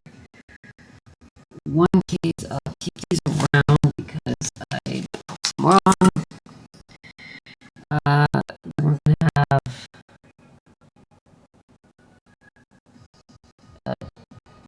two 10Ks, there's another 10K up there, so three 10Ks. We already got the 10K down here. And then there's no 10Ks on here. There might be the 1Ks if we choose to go for 1K instead of 220s for those ones, but yeah. So three more. What time is it? 240.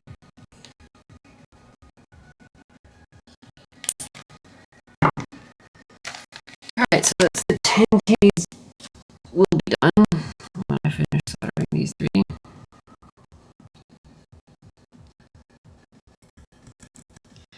Every time I take them out, they always go upside down, and then I gotta flip them around.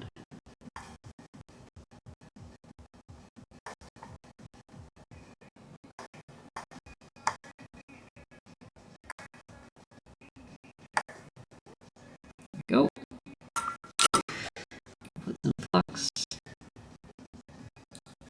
Oops, those ones. Got the wrong ones. Okay.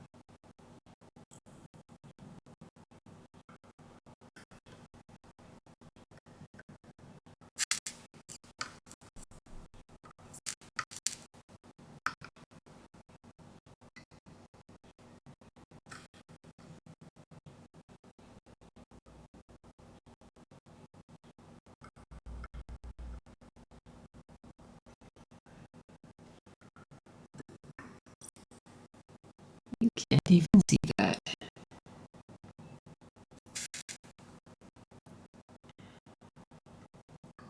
God damn it.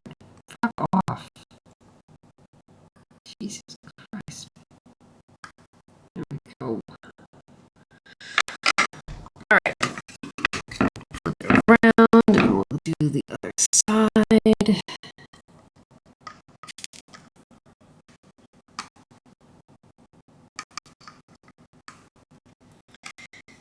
And more flux. And fix that. That one that's just a little weird.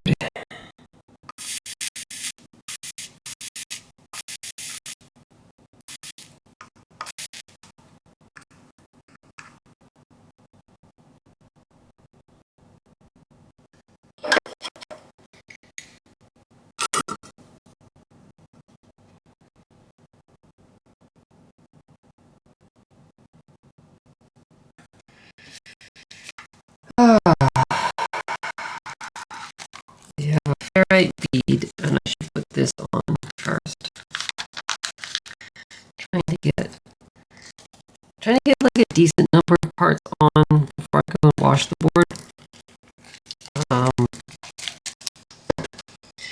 These fiddly ones tend to have like a lot more flux, and that just makes a mess.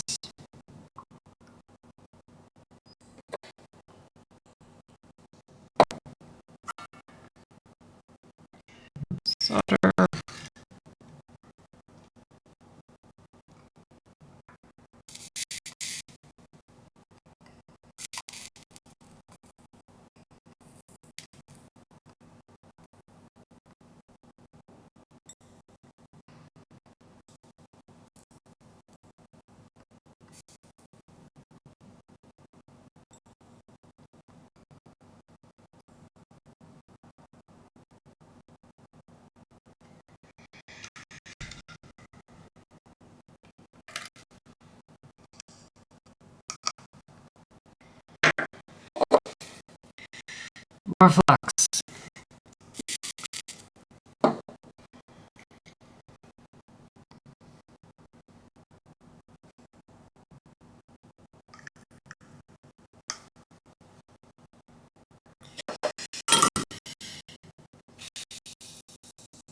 And now that I get to this point, it's like, oh, maybe I should just try these like 603s and get those over with, and then I'm all done, except for these ones, which, I mean, I'm going to put those chips on first, but I gotta put, too much second guessing. I will put the 603s on and get them over with.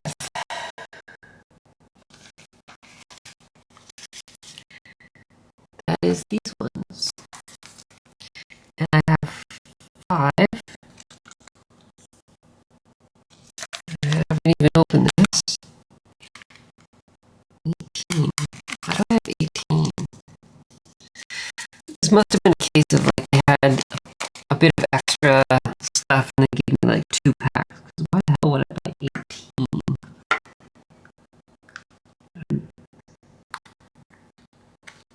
Such an odd number.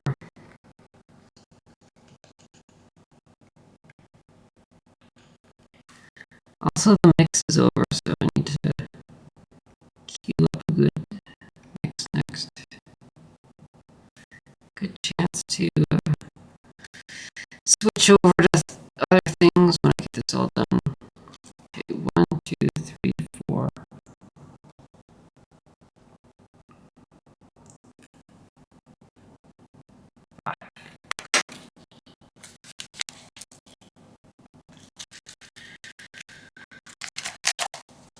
Oh boy, those are tiny. Oh boy, this is going to be a lot. Okay. Don't have enough solder on my iron.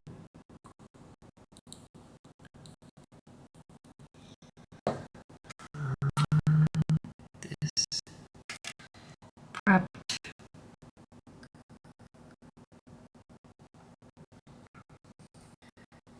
This in view.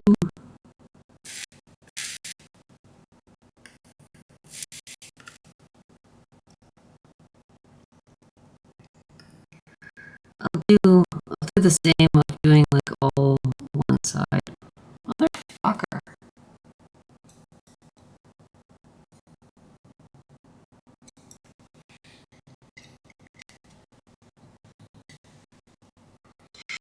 Sticky tweezers.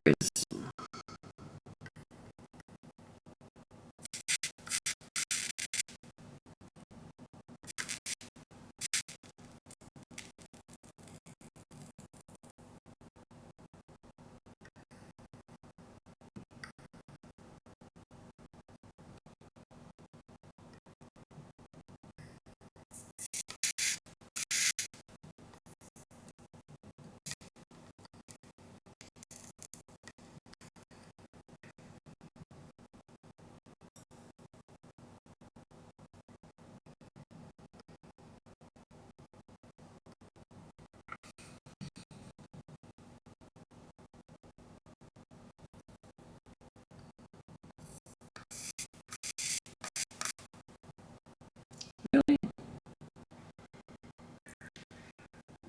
That takes more solder than I was expecting.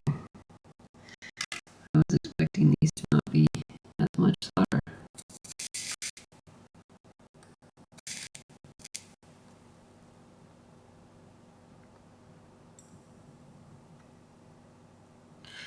This is not quite as bad as I was worried about. I thought these 603s would be so difficult to work with.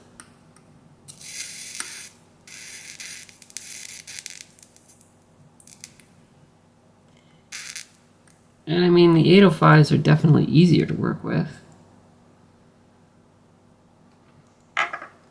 These aren't terrible,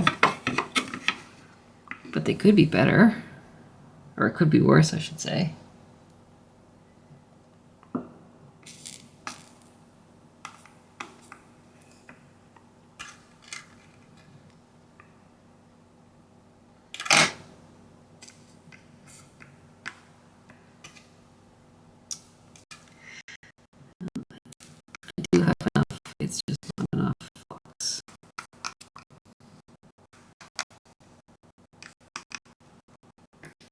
doesn't like that one.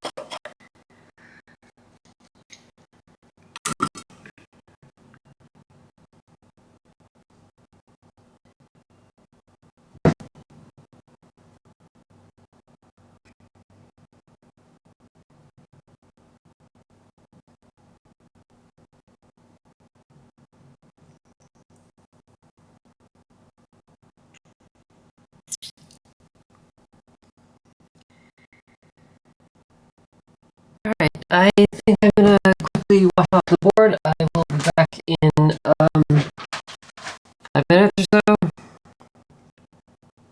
I'll just leave everything else running here.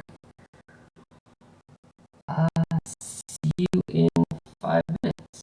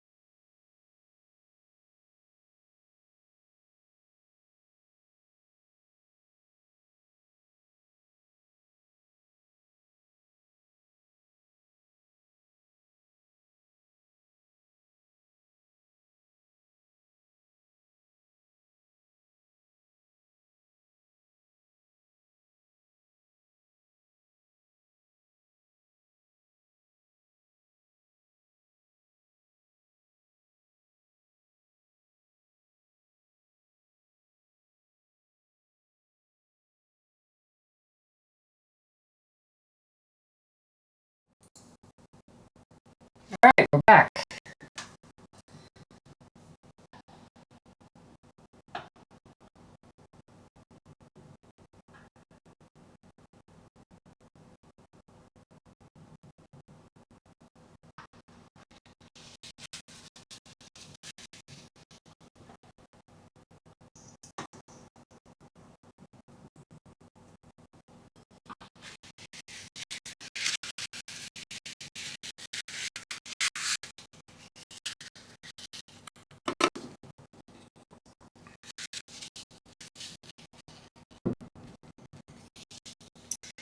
I didn't bother blow drying the board because I'm not going to turn it on quite yet.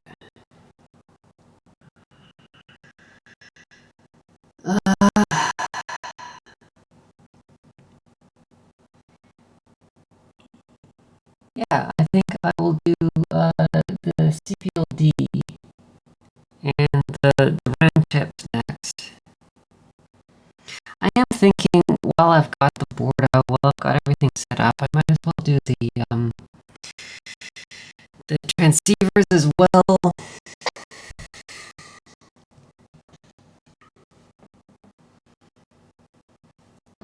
Honestly, I should populate one of these as well.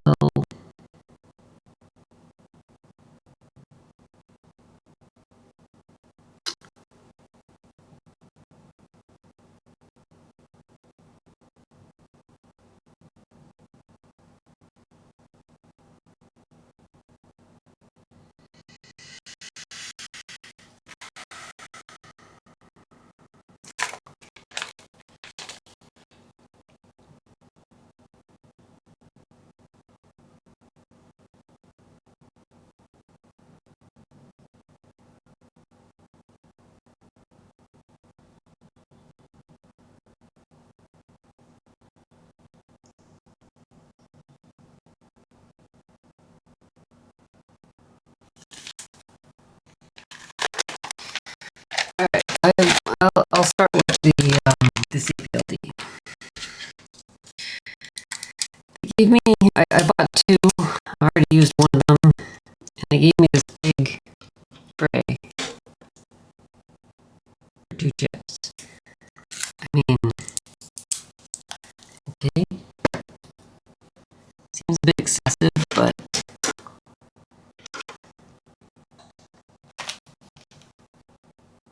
oh, let's get a new mix on as well.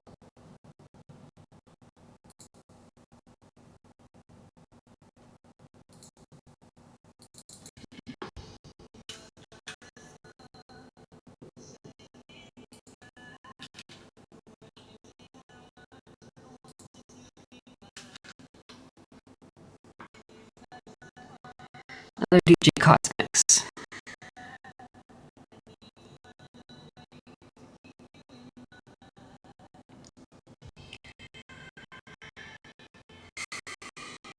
Because the CPLD is big, I think I'm going to use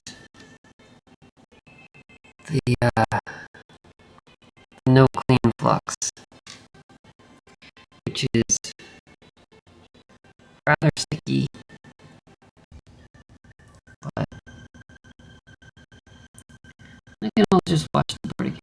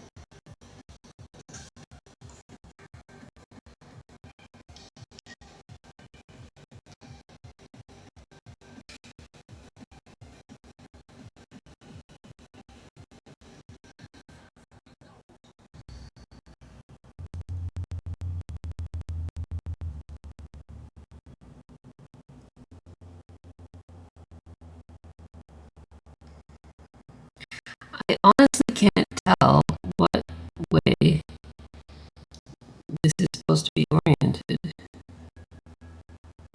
I'm having the problem with the other chip, or with the same chip, different port. So that's the chip. That corner seems to be the one that should be pin 1.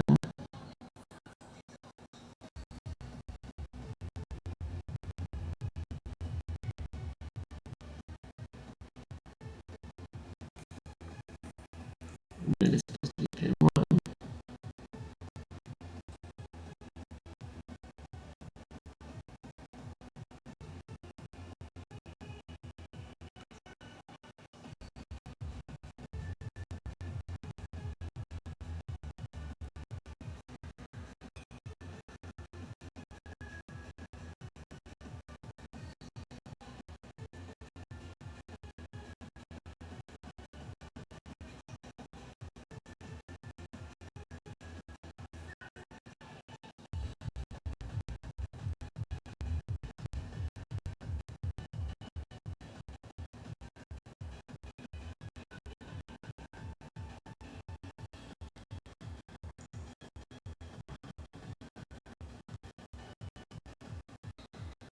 I mean, it looks like it's aligned.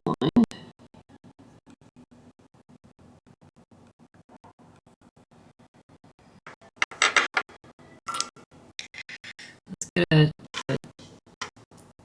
tack solder joint on there. Just one pin.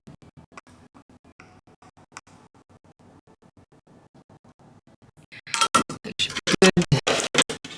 Don't need that anymore. This.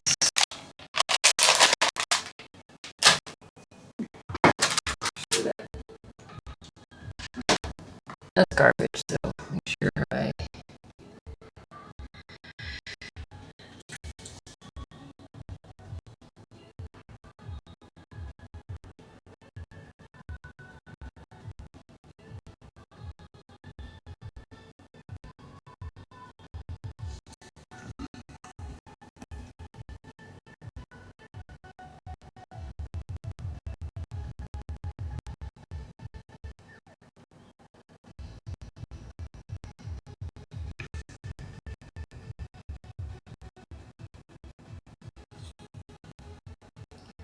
That viewable in there?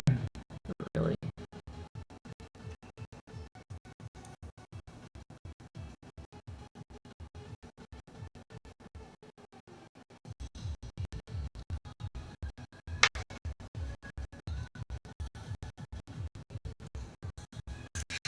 I think that's going to be good though.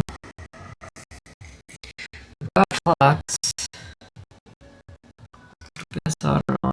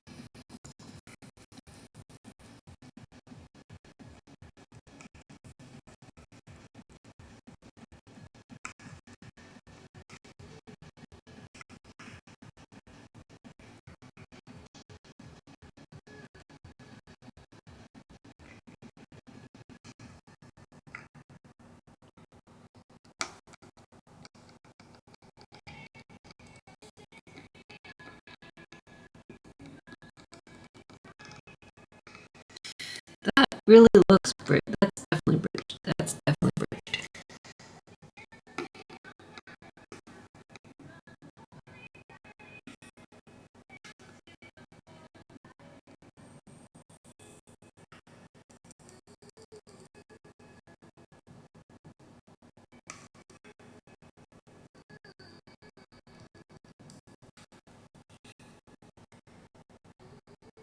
Still got solder.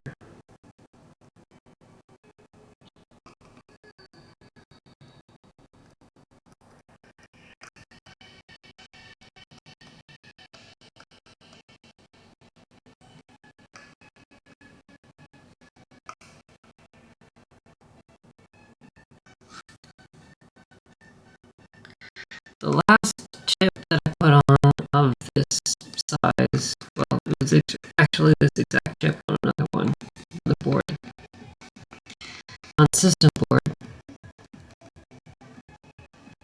I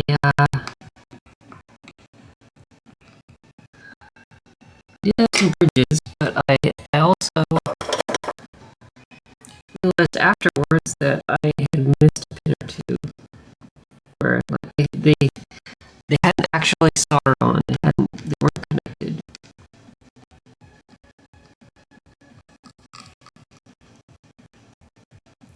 So I need to make sure that I've got them all connected and also not bridged, which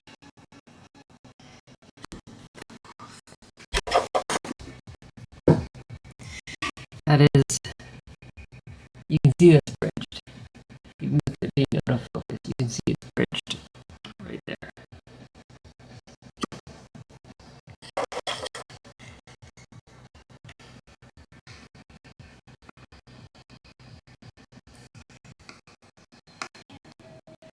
And I could, oh, that's the brick on. Okay. I could, use solder wick to take some of the solder off, but then that might take too much off.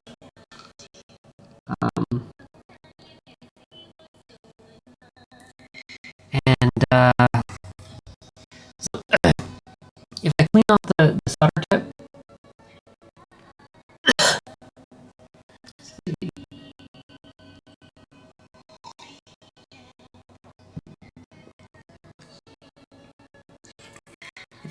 the solder tip,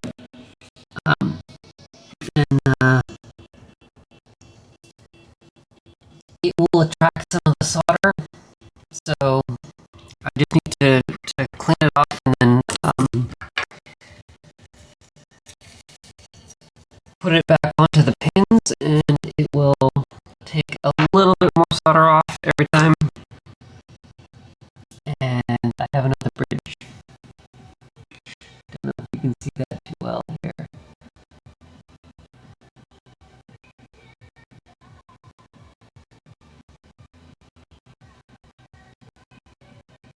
Right in there, there's a bridge.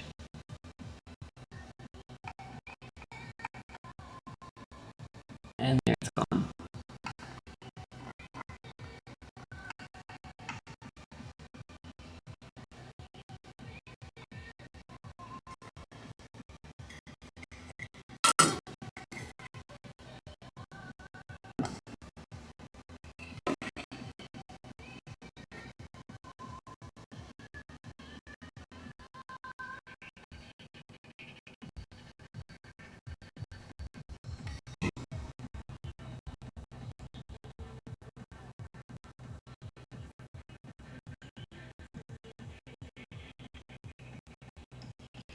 Kind of looks like I still have a bridge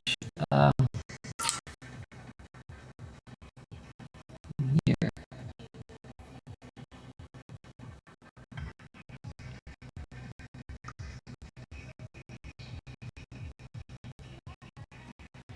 If I did, it's now gone.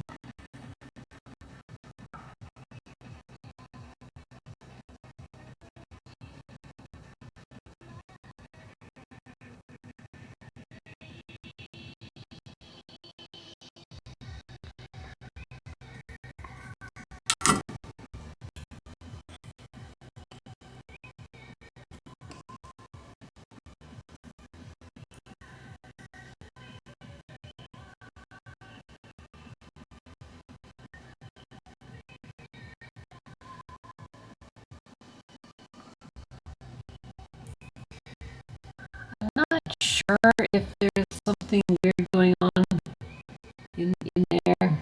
Oh shit, I stuck my finger into the tacky flux.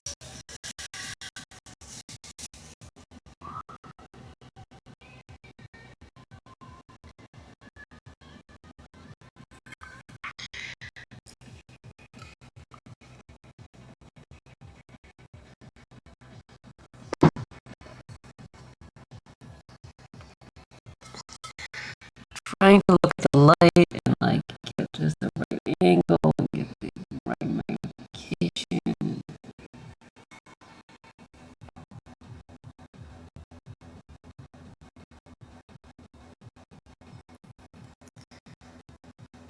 it's hard to see. There's definitely flux in there, and this flux is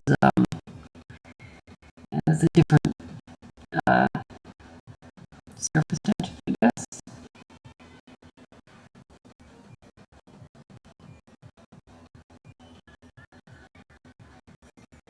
It looks like flux instead of a bridge, but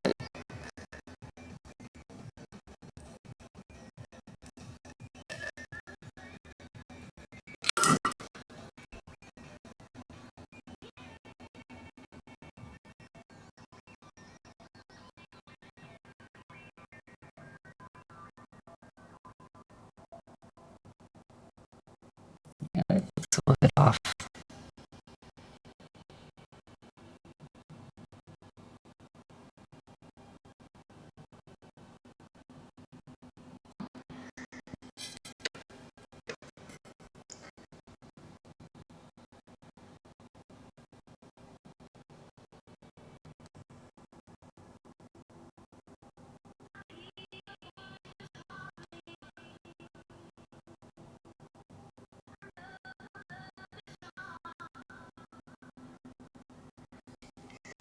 I keep thinking like, oh, this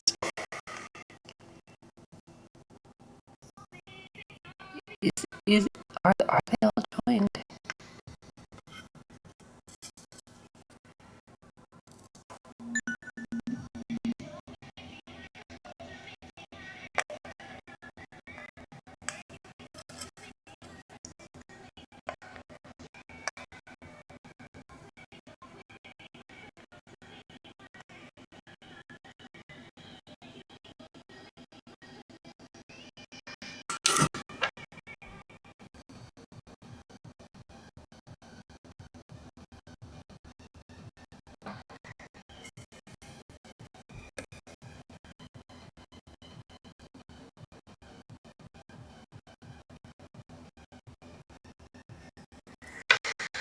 I think it's all right.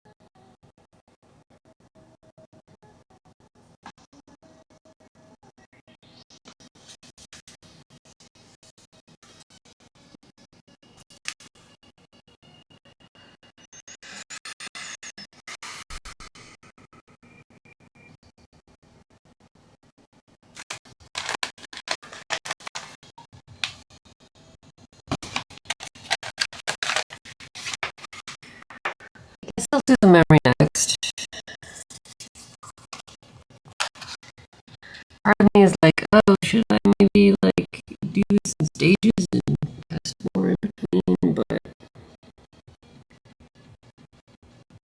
yeah, I don't know. $40 worth of memory.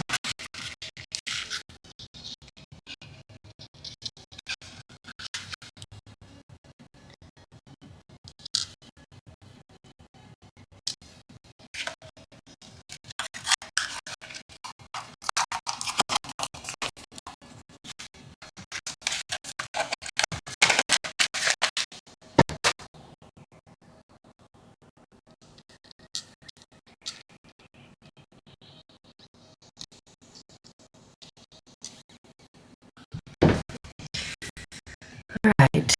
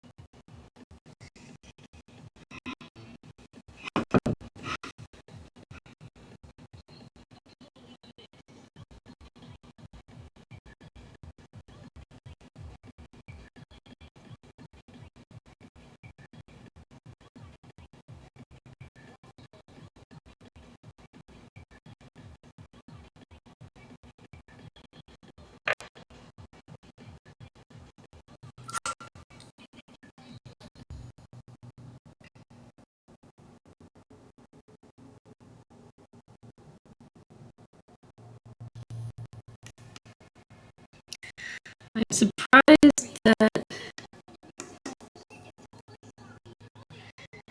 it aligned as easily as it did. It looks fine.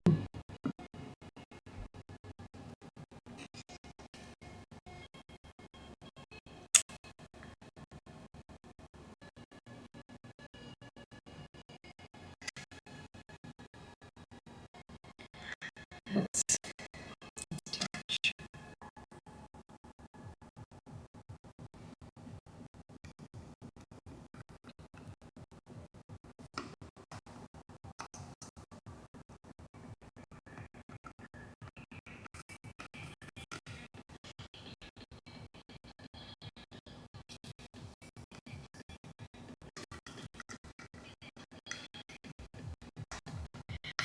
and yet this is not working as well as I was hoping it would.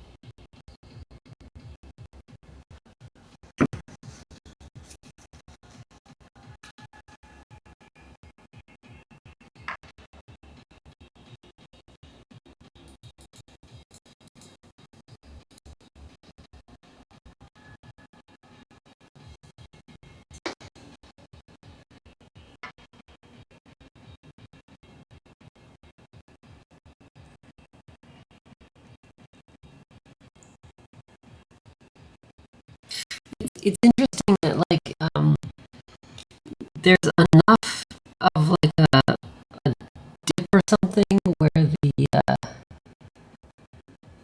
pads are that it's actually locked in there. It doesn't want to slide up or down out of the pads, which is quite nice. That makes it much easier to align. I just need to kind of get it horizontally approximate.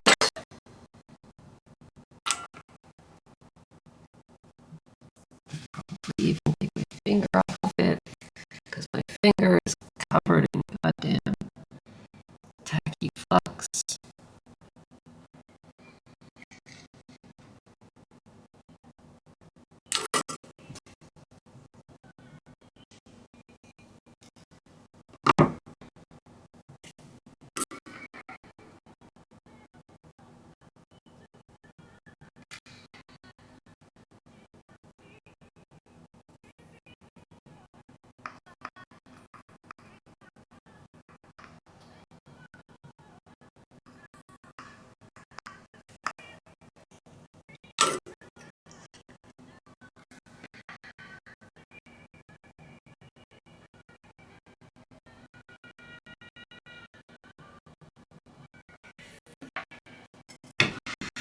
Maybe a little high.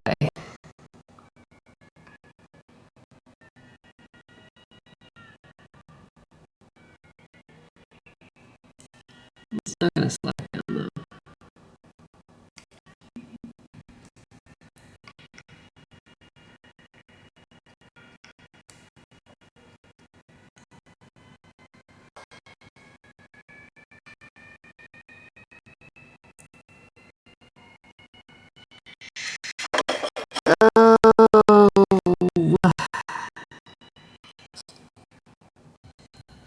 I thought I would fix it and I made it worse.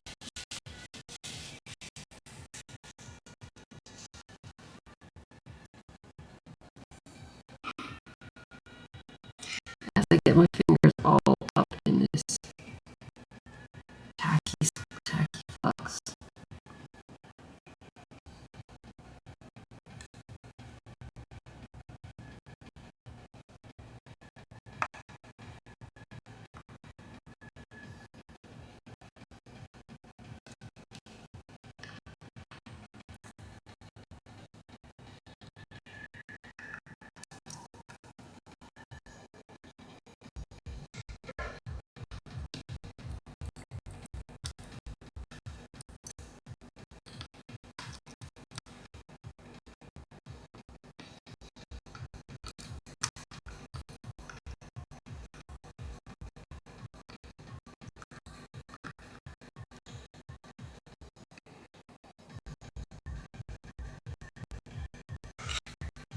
Alright, now after I have messed that up,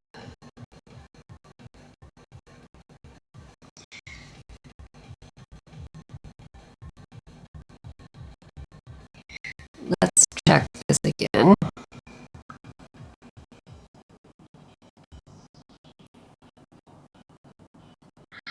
Still is a little off, but I think given how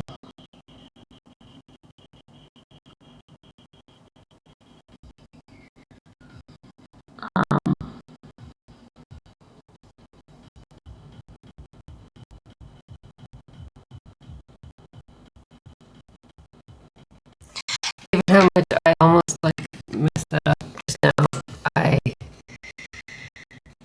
I'll just go with it.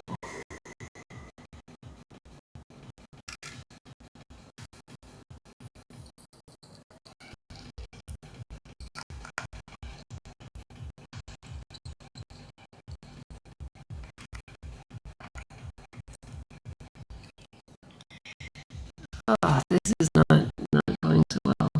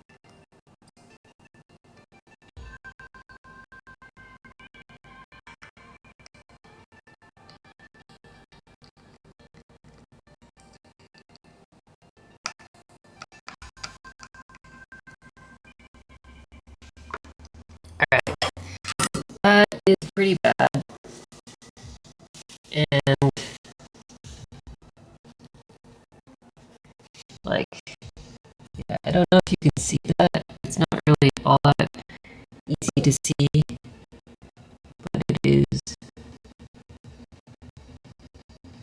bridge central.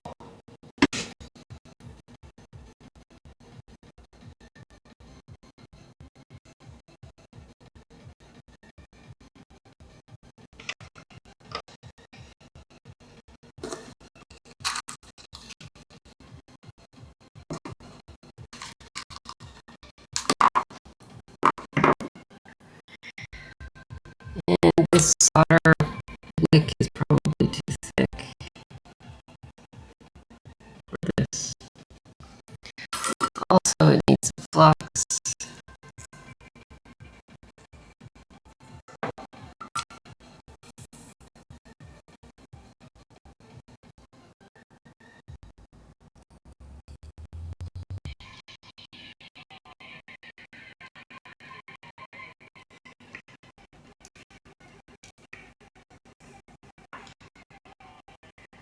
Ow.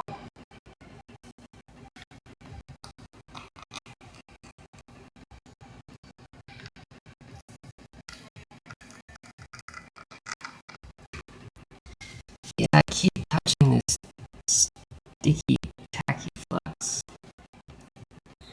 I'm gonna need to wash the board again.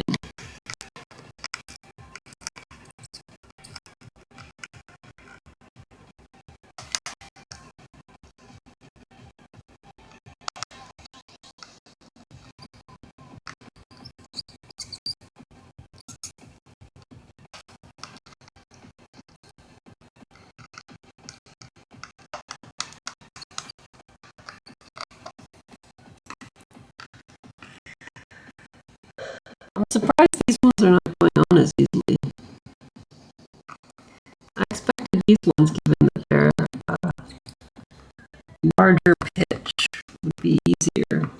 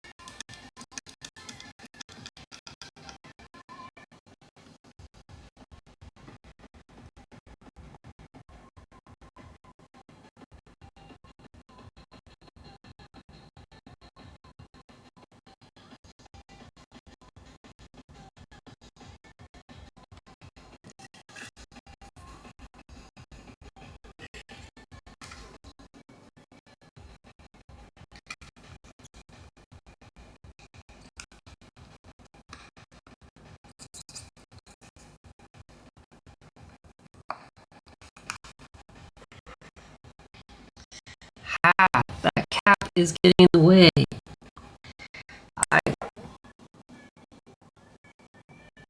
I thought, oh, I'll, maybe I should put those on first. Well, pros and cons.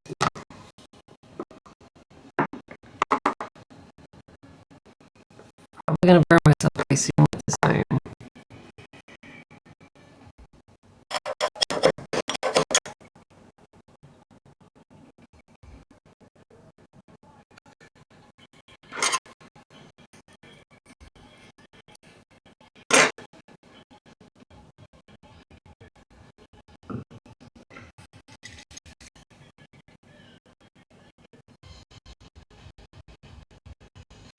seem to have a dark spot on the end of my iron. And I wonder if that is causing problems.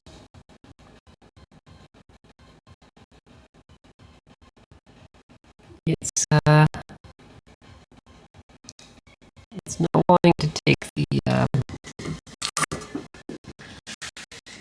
solder. I do have a pip hitter that I haven't opened in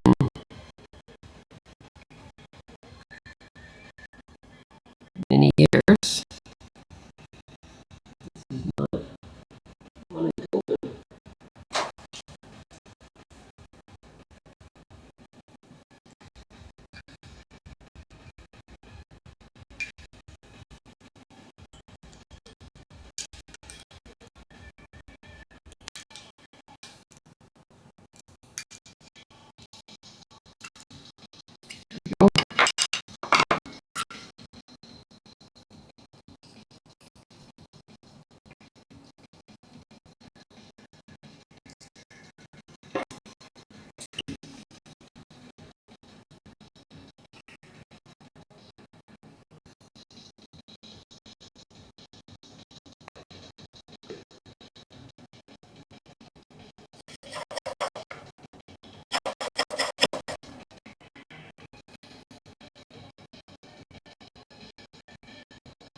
It does actually look a little better.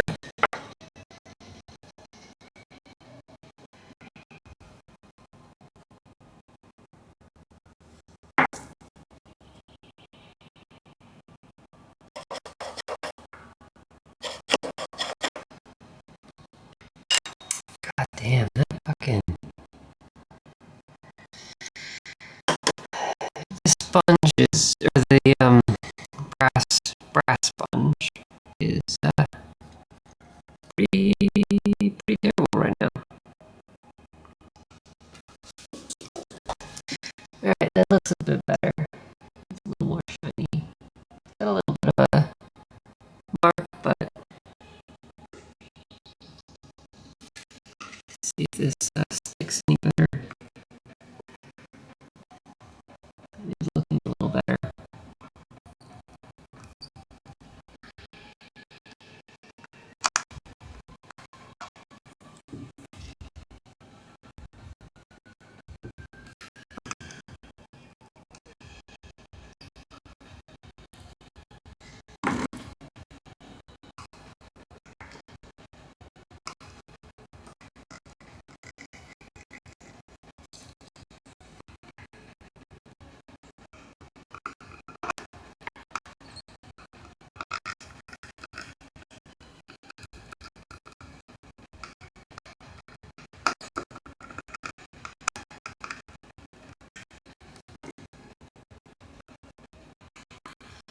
Got a bridge here, and not even connected down at the bottom. So I'm trying to like transfer solder.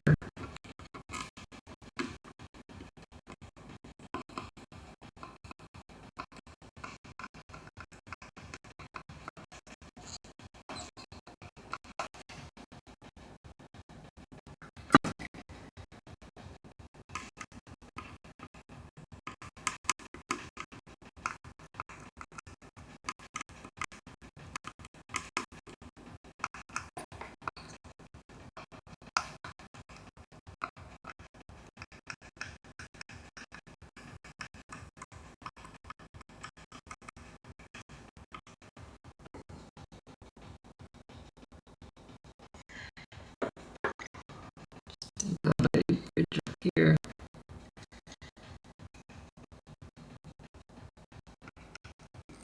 Looks bridge, maybe it's not, but oh, that's bridged. You can't see it at the top there.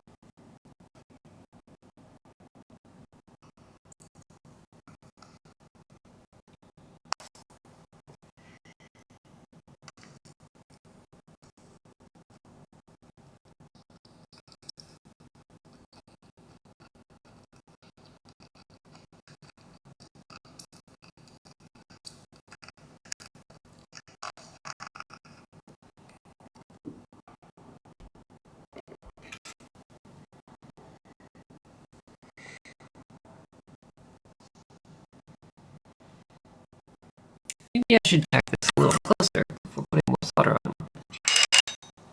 Is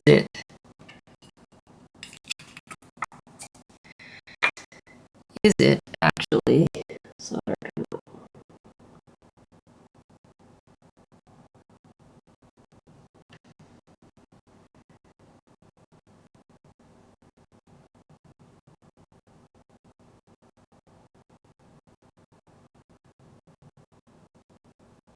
I think it's good enough.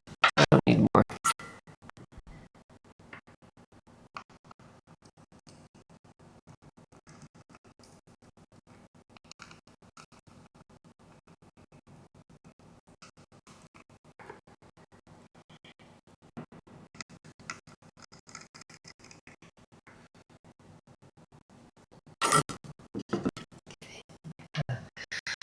Have a closer look here.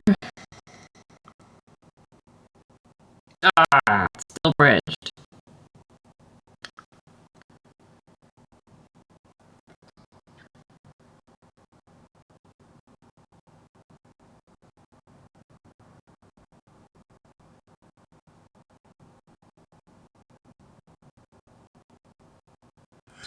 Second chip looks fine.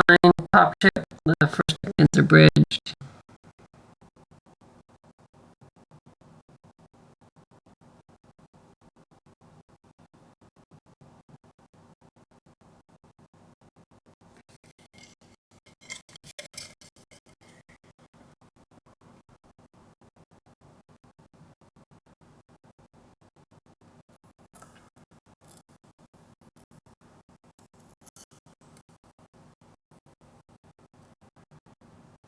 Other side looks fine.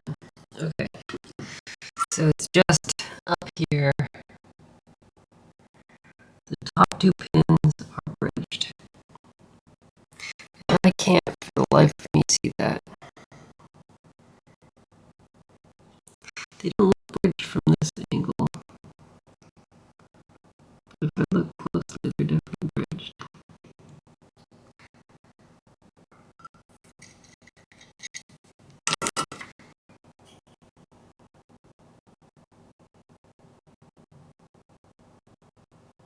Yeah, that's fine now.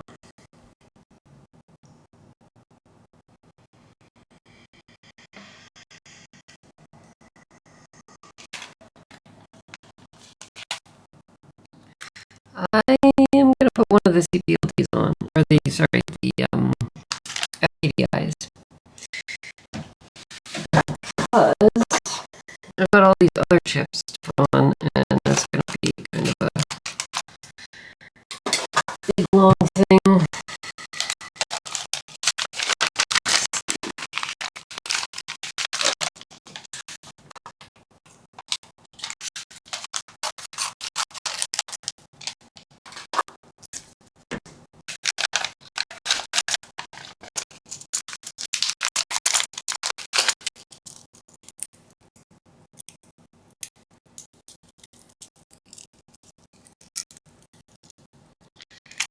I'll just put one on.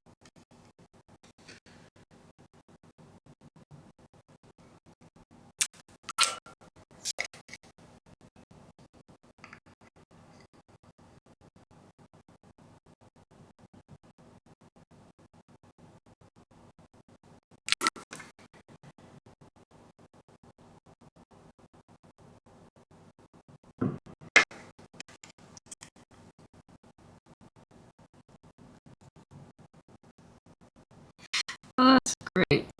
I'm really good at this.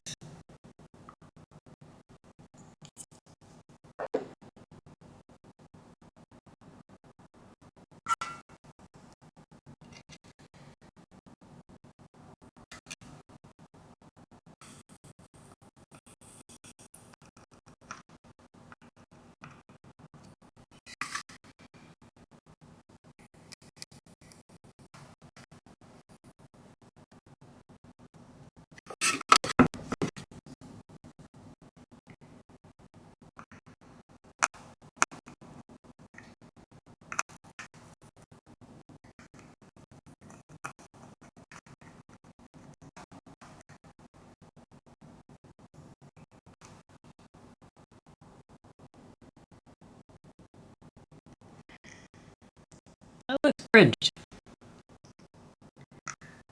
Of course it's bridged.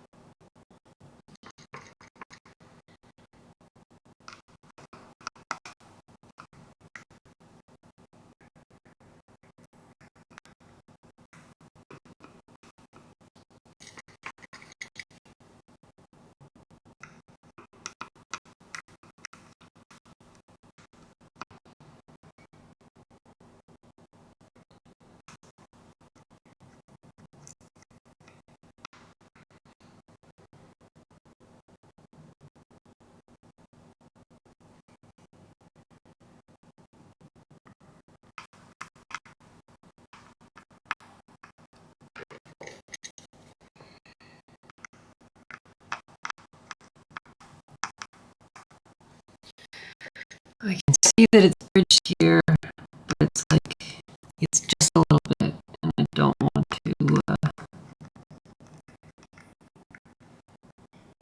use the solder wick and take too much off.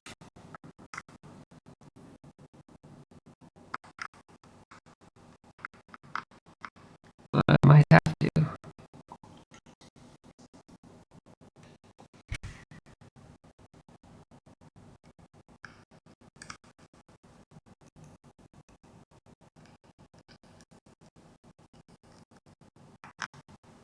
Ow, fuck, ow.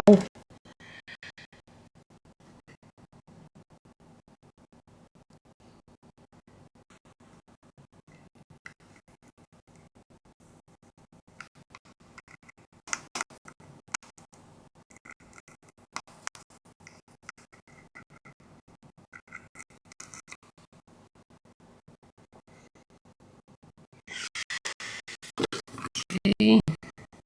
Back to the other side.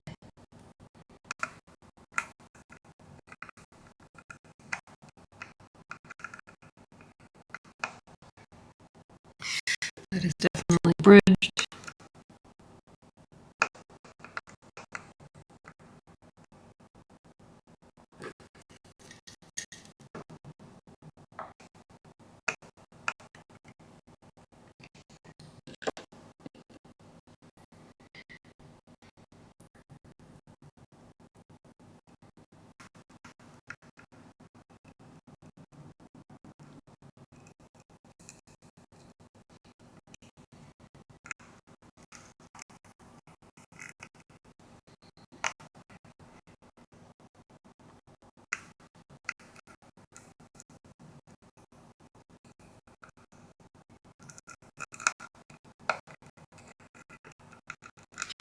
See, these don't look like they've got enough solder on them.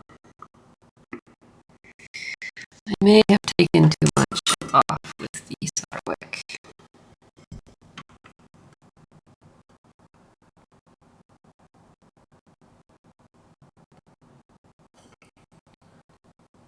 I have indeed taken too much off, or else I didn't put enough on in the first place. One of the two. Both sides honestly look like they could do this more. So, yeah.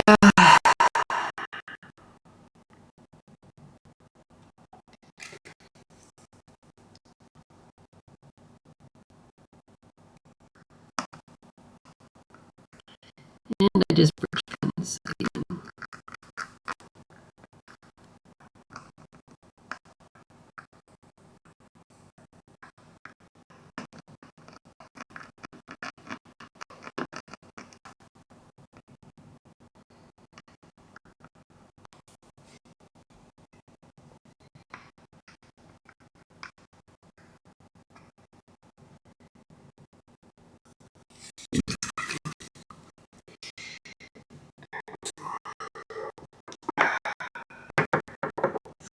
Cord is being annoying.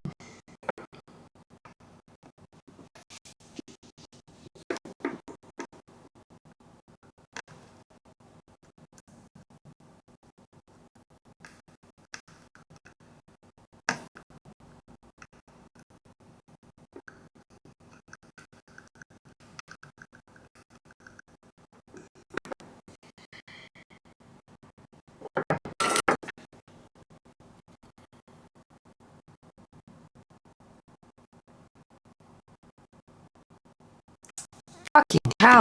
God damn it! That last pin just won't fucking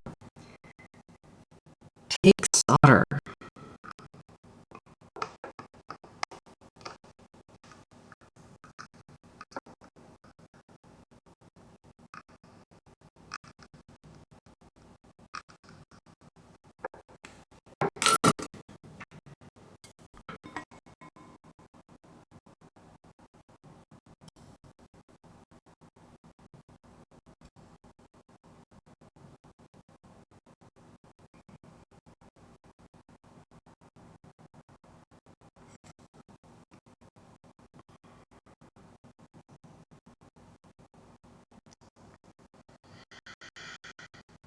I have a hair bridge.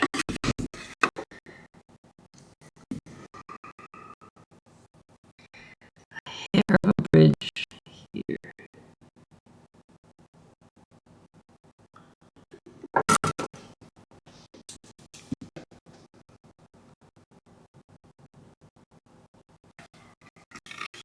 I can't see that.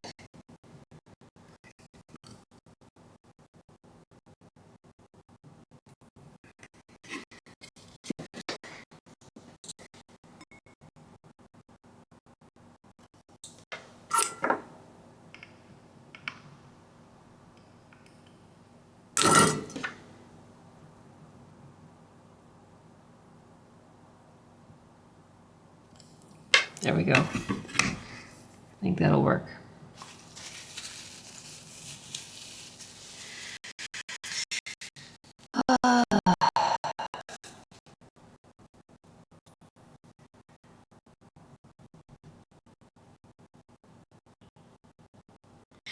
It is getting a bit on the late side. I've got these ones to do. I've got these and the connectors to do.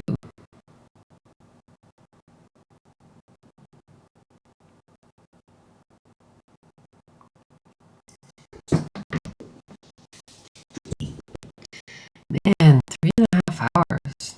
That's a long time for not even half the board, really.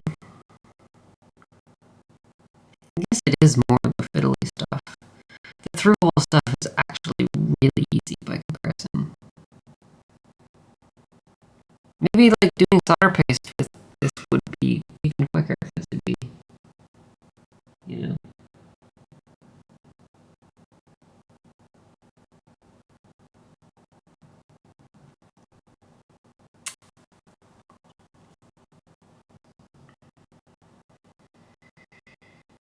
Do I want to put both FTDI tips on? Not really.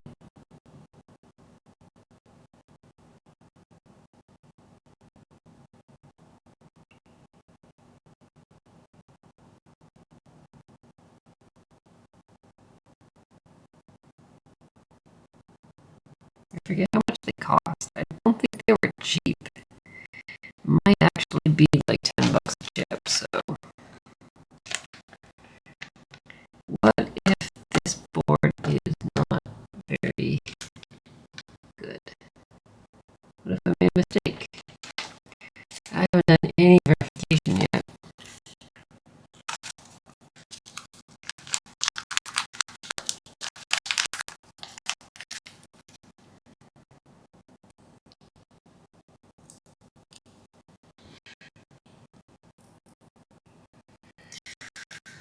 I'll put some of these bits on. I'll need these in order to test it. Those, the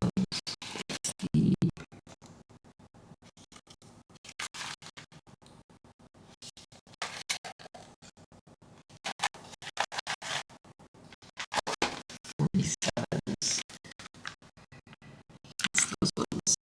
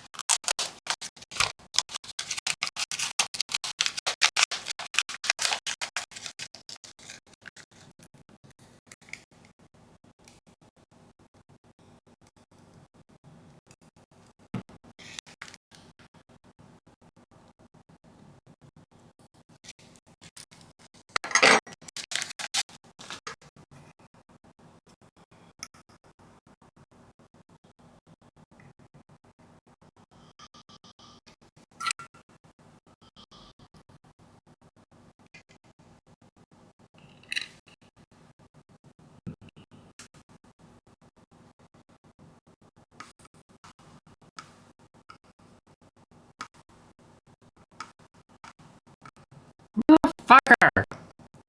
Just fucking take it.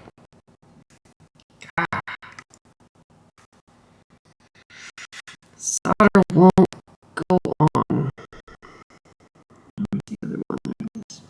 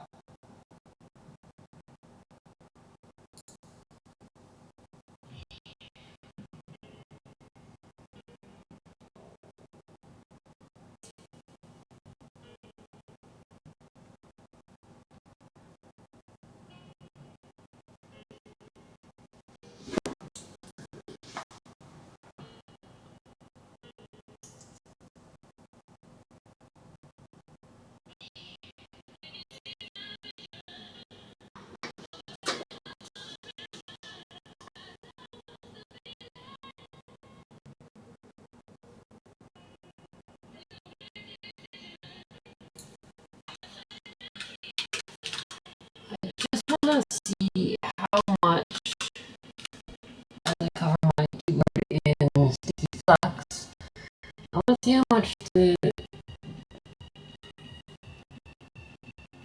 these chips cost me?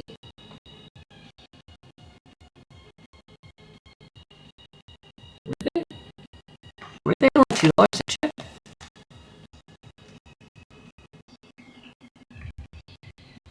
I should really get in the habit of like writing on these packages how much I pay for them. Looks like they're $2 a chip, so it's like $10 to populate them. Even if the board fails, if I need to do a new revision, it's not a big deal. So I think I'll just put them on to get them on and like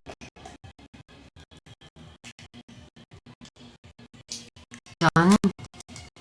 Because I don't really like doing the surface mount stuff after I put through holes in, because it's hard. Like the board, when there's through holes, the board will catch, the pins on the bottom will catch, and then it won't like move around nicely, and it won't lie perfectly flat. It'll be kind of all at an angle, and so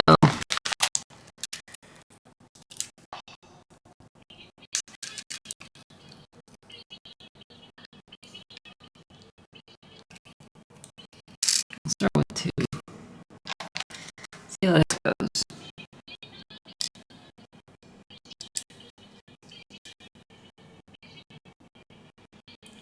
It looks like that is the upper pin.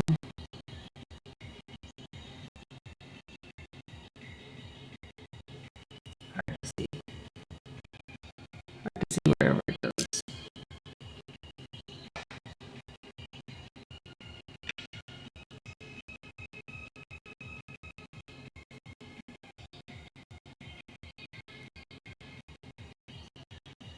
Dot in the upper corner. Oh gosh. Tacky flux everywhere.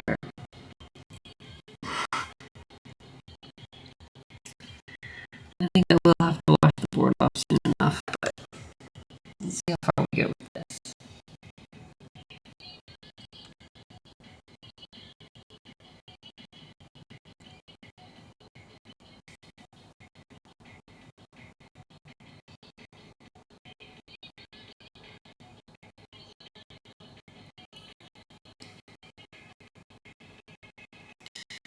Oh, there's stuff comes out everywhere. There's a problem. It looks like one of the oh, actually no, that's just a bit of solder. Okay, so let's just burn ourselves. It'll be fun.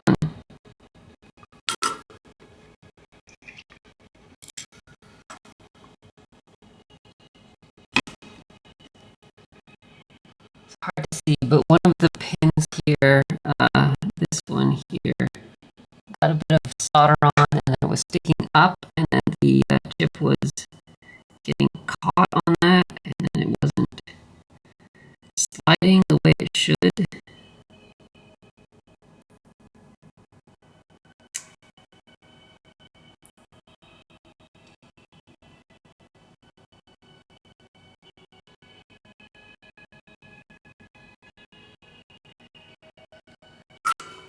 That looks good enough.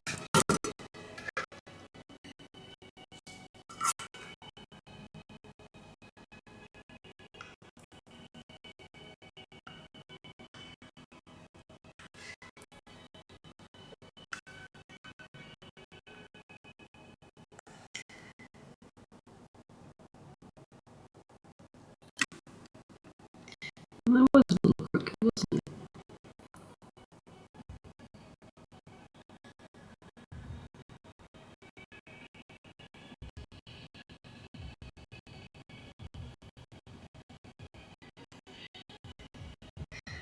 Alright. I think it's aligned. That is going to be, I know that already is going to be way too much solder.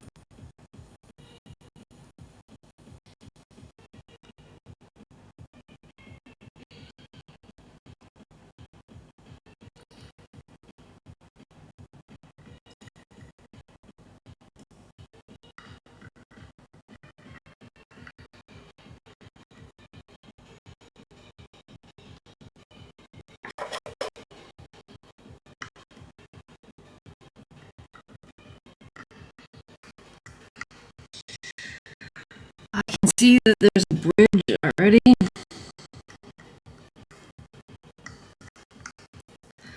I've had enough bad luck, if you can call it bad luck, with these PSOP 48 chips, where every time I solder them, every chip gets a bridge. It's difficult to unbridge without removing too much solder.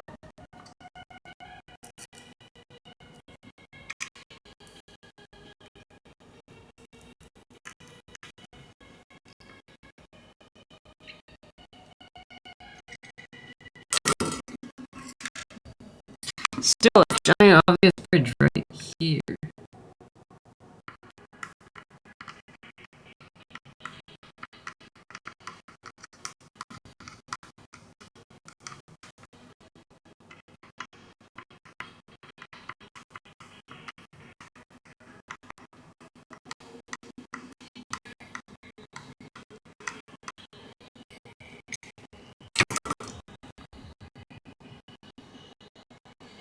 Hard to see.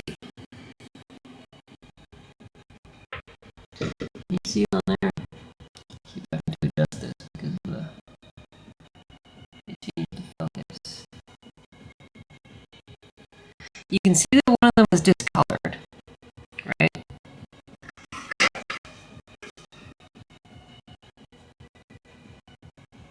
That one is discolored. But it doesn't look bridged. It looks okay.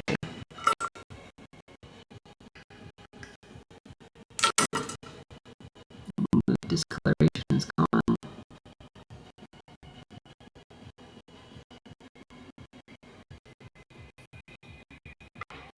It looks okay now.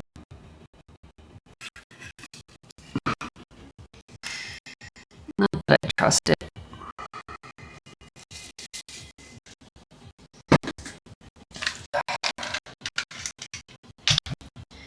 I need to try and get rid of some of this flux.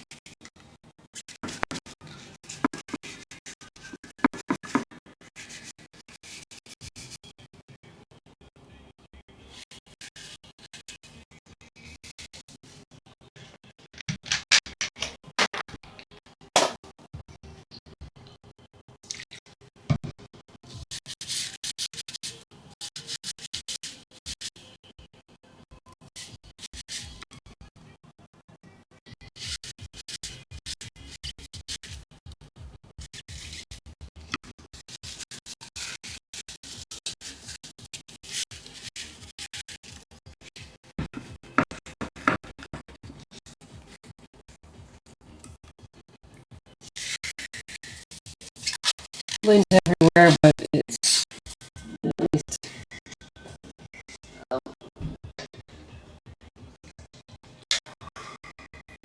at least gets rid of some of it. Or my fingers are weird.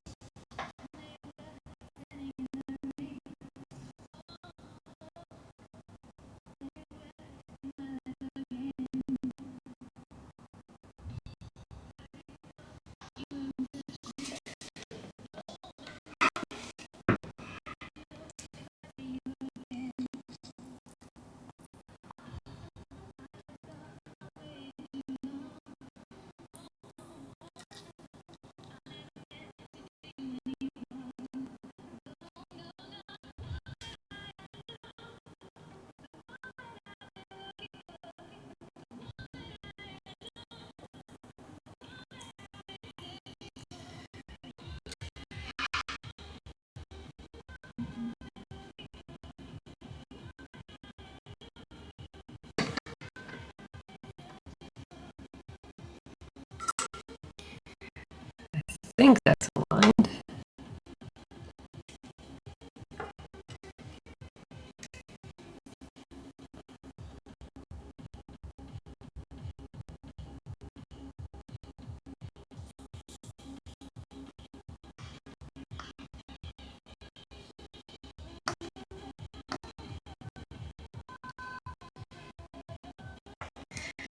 Oh, that is Dick City.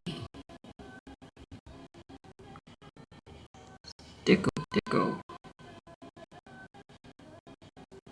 Alright, I think that's, oh my god, that is such a fucking annoying thing. It's so annoying that this thing is so sticky.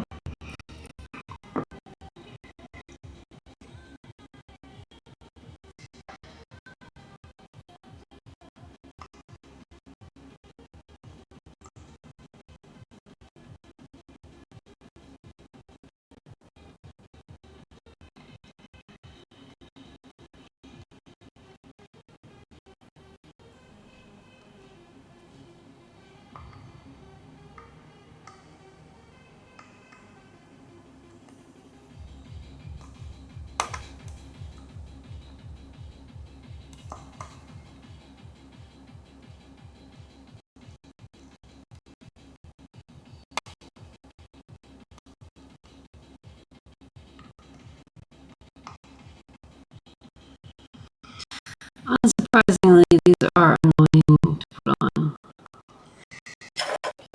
And I was kind of thinking like, oh, I'll just put them on. And then it's all done. I move on to the things. But I'm getting pretty annoyed by this, to be honest.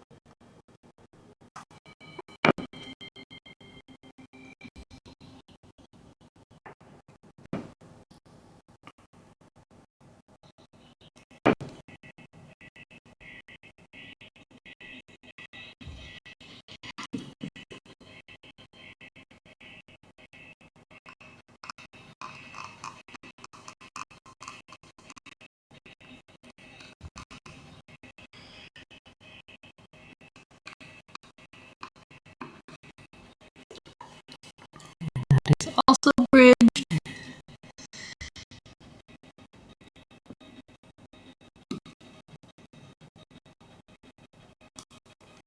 Ouch.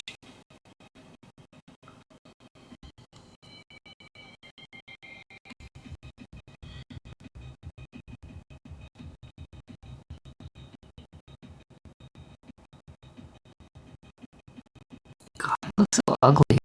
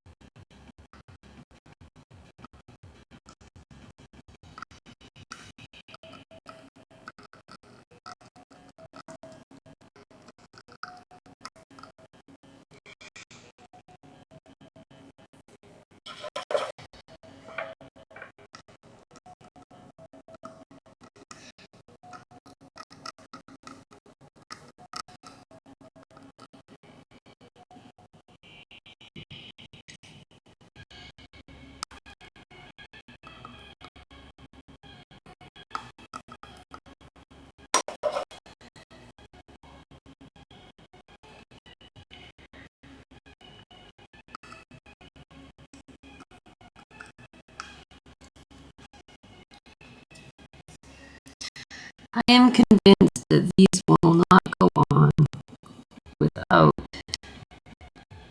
bridging. You just gotta do the solder way. It's a pain in the butt because how fuck it just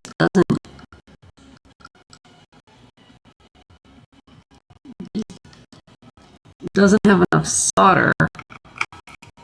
If you take off too much, and then you don't have a good connection.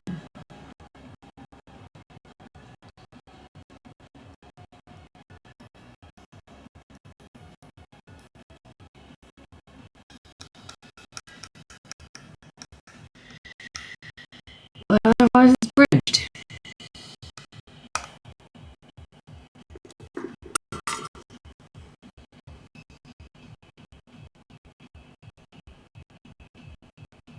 Looks alright.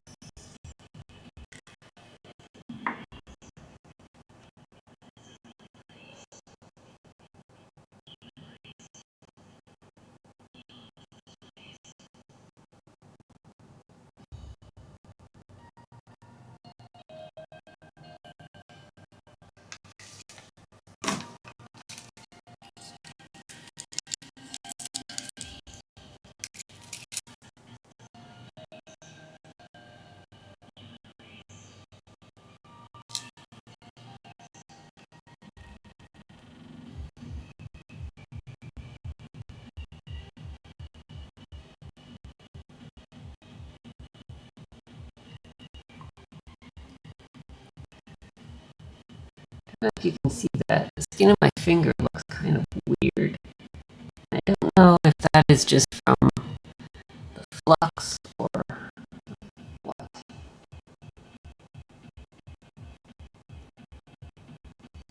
It's not normally like that.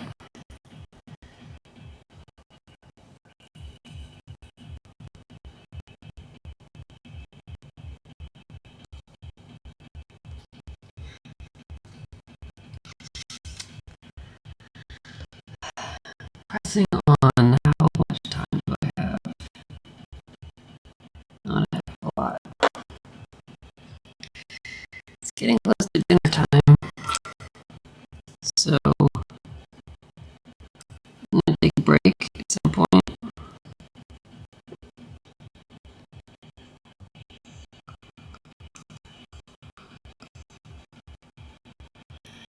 And I might come back on after dinner or I might not.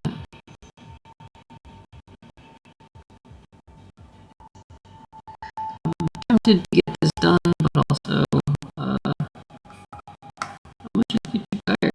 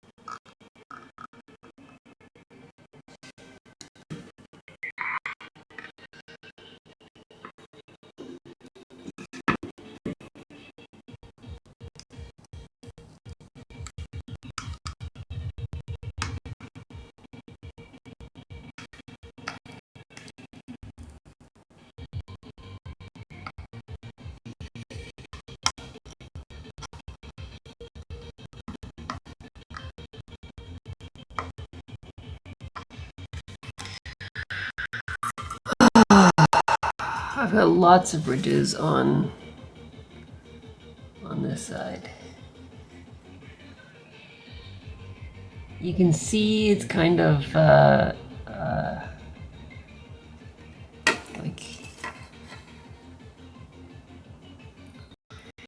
it's hard to focus because of the glare.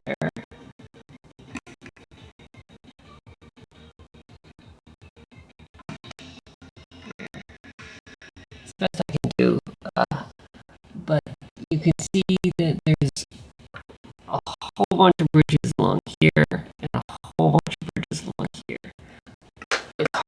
It's harder to see it in the microscope view, but looking down at the board, it's really obvious. The bridges are behind the pins.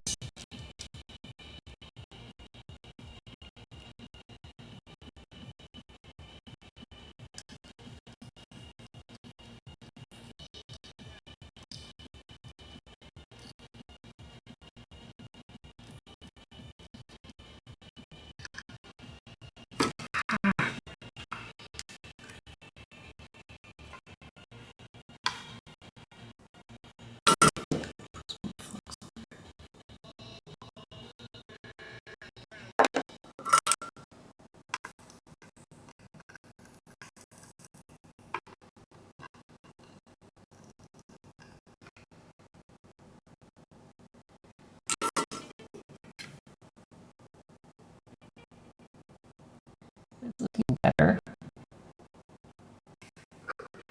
Do I see a bridge over here?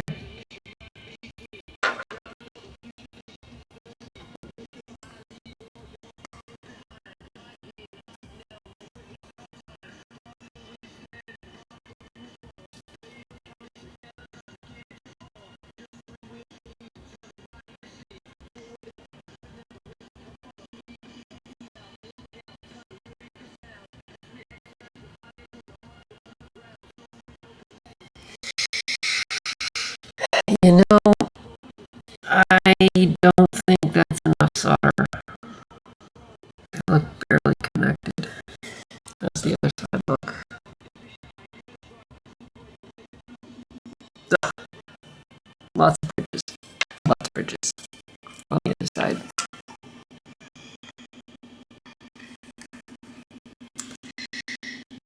Not enough solder or too much solder. Never the right amount of solder.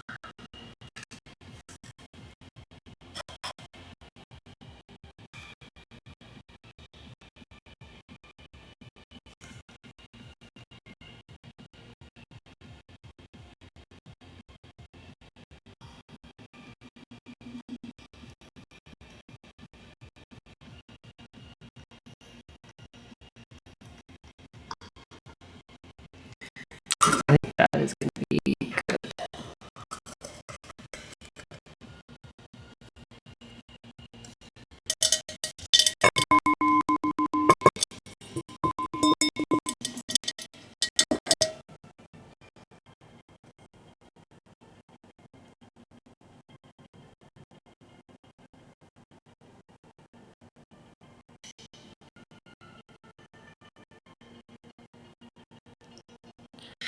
Can't focus. There you go. It's hard for me to see now, though.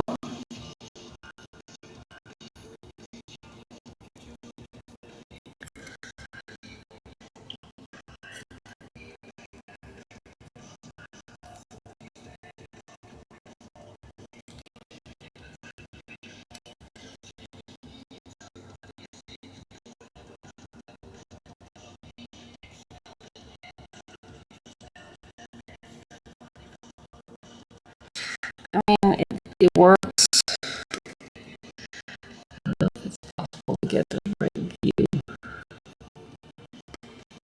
Probably not.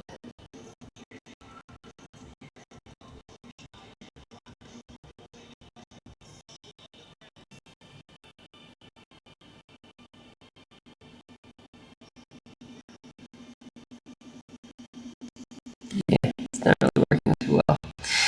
But the short of it is, there's solder,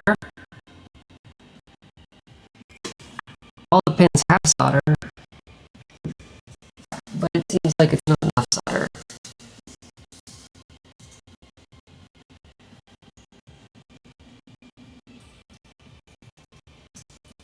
It's probably enough. Like, it's decent. I should just move on to the next one.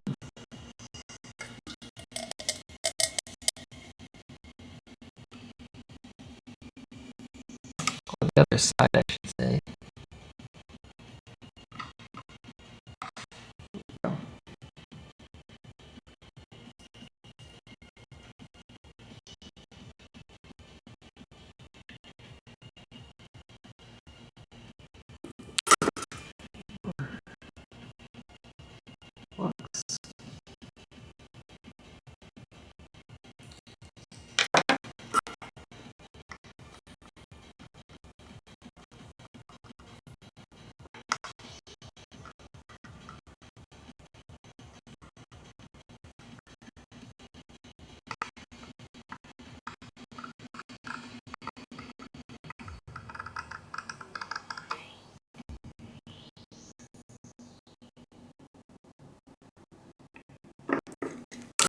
Now, visually, it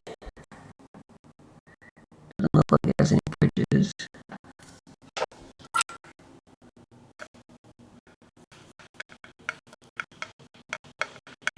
When I drag the tip along there, it does sometimes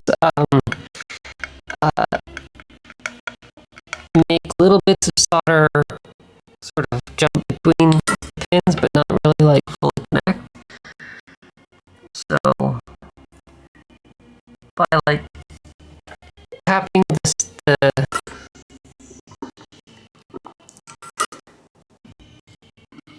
tip to the pins and pulling away, the little trailing bit of solder will come off in the direction of the pins rather than perpendicular to the pins.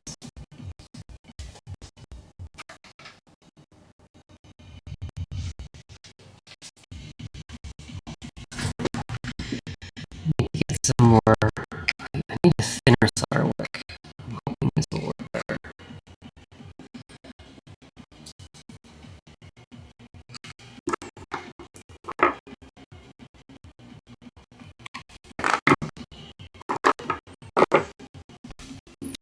I think what I'm going to try now instead, because this is, I can see from like when I magnify it that there are some pins that look like they don't really have any solder, and so instead I'm just going to try loading up this side with a whole bunch of solder.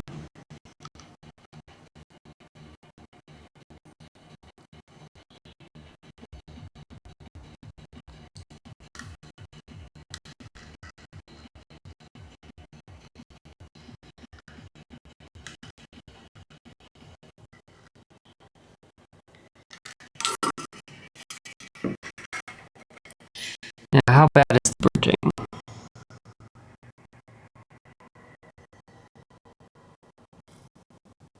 Really bad.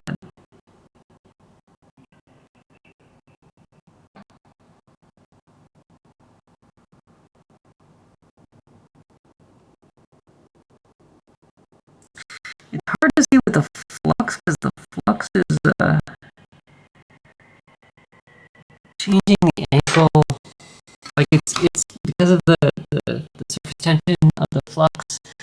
It's hard to see if the pins are like fully connected to the pads. They do look connected, but honestly, I'm just gonna put like a whole fuck ton of solder on there. Make sure the pins are really good and soldered, and then come along.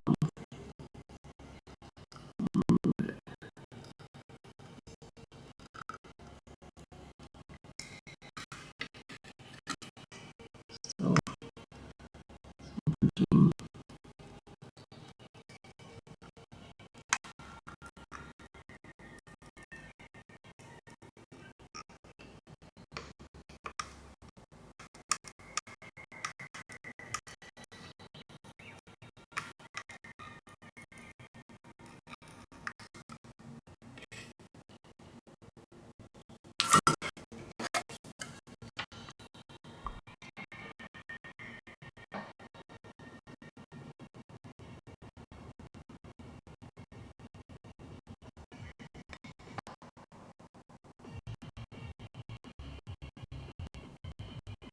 Honestly, it looks like I took all the fucking solder off with the solder wick. Am I just seeing this wrong?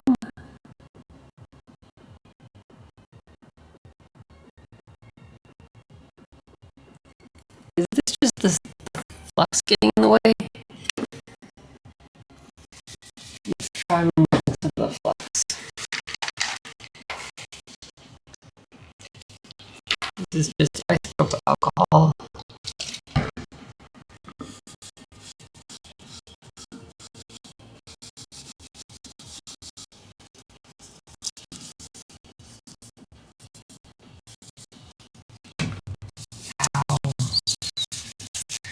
Flux everywhere.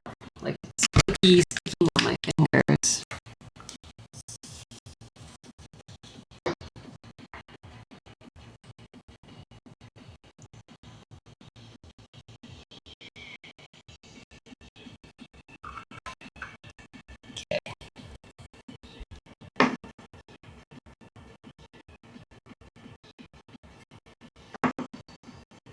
They look better with the flux gone.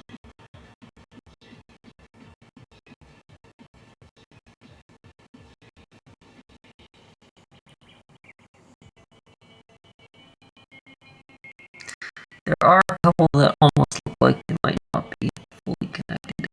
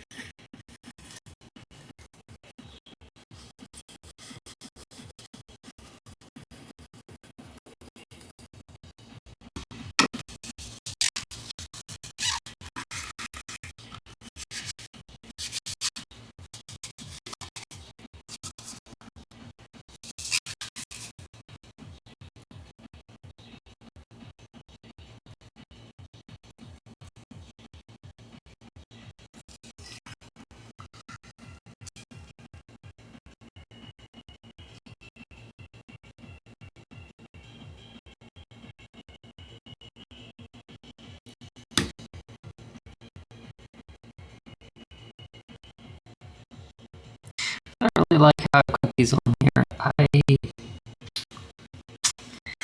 don't trust it. I think I'm gonna do touch-ups, but I'll probably do them later.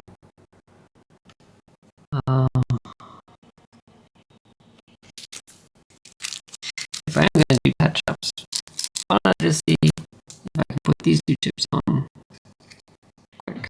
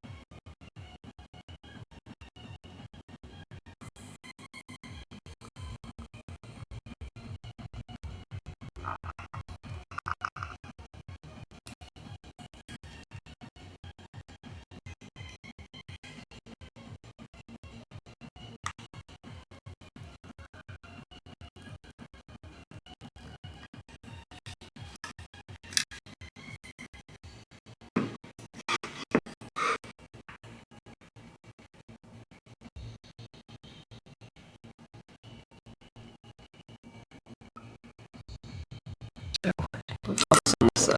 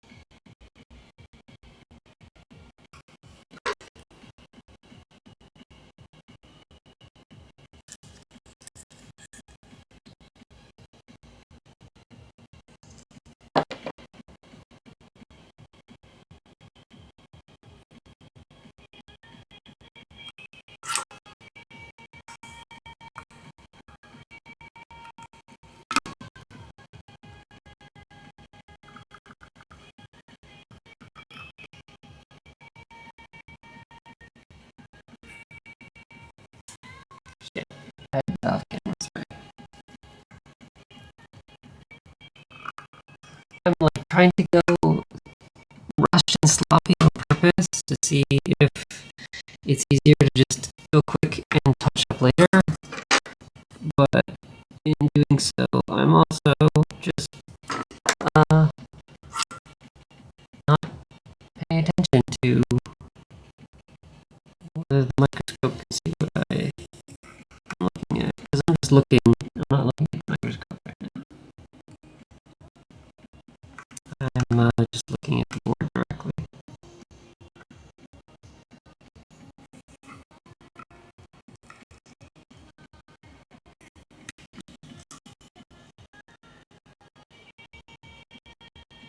Okay.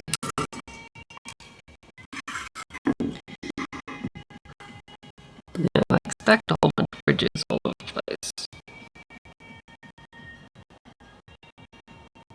And it does indeed look like it is just fully bridged across there.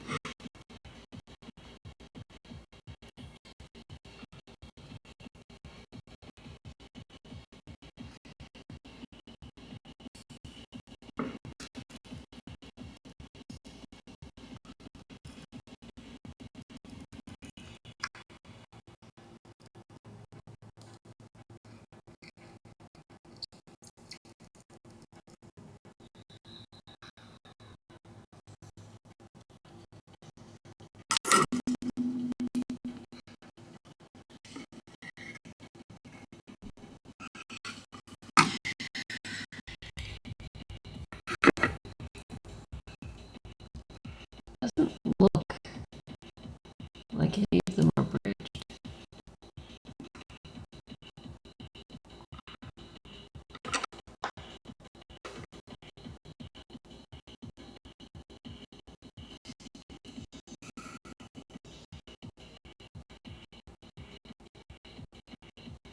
There could be bridges there, it's hard to see.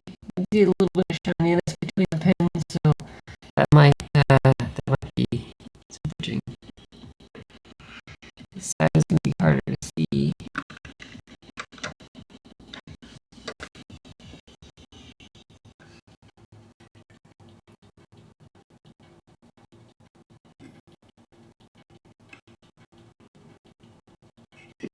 Yeah, hard to see. So let me take a closer look.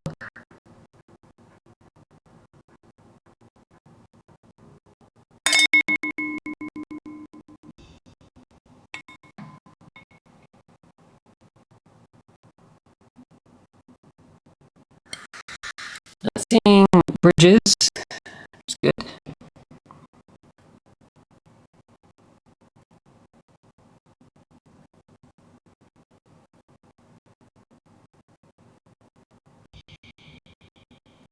I do see that, there's one bridge. I do see that,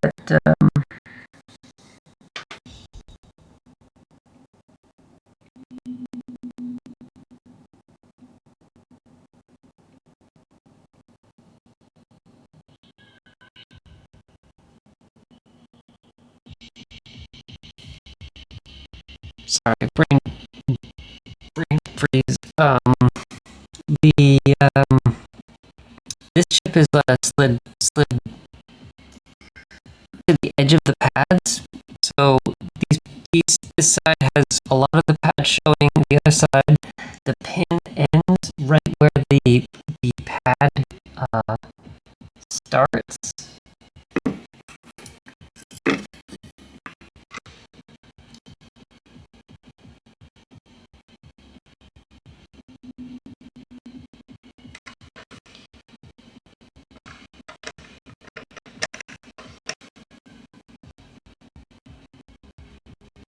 It's really not easy to see.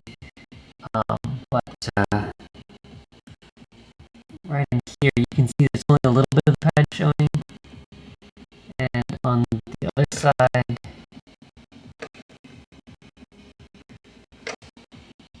it's just really hard to see. But there is more of the pad showing. Also, we do have a bridge. It's right here.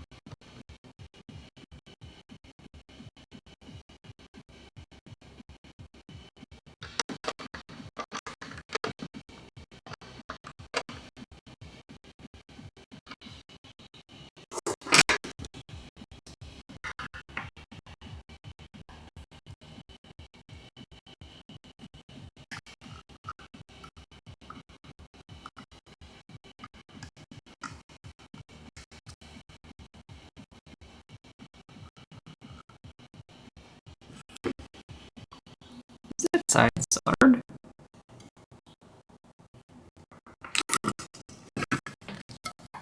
Did I just forget to solder that?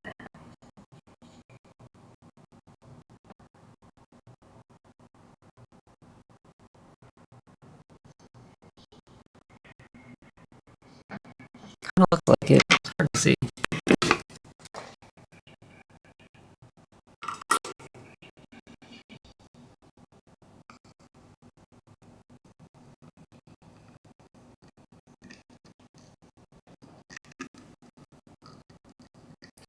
Just do this method.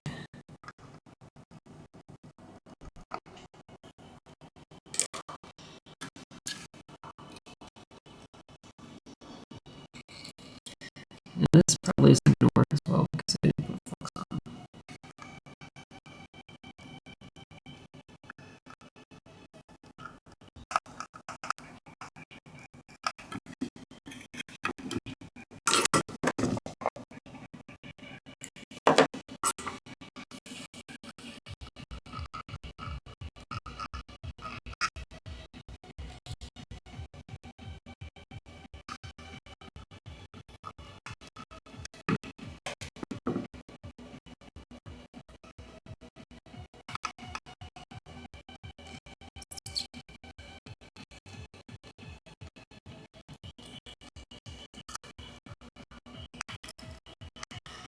You see, keep just taking too much off.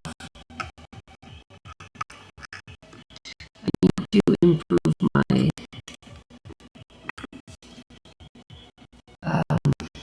solder wick gain.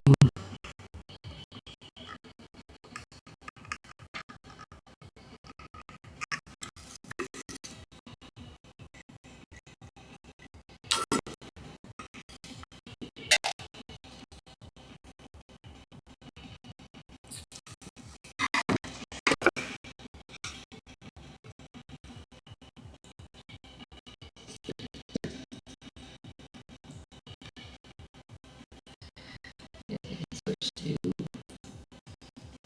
view. Okay. So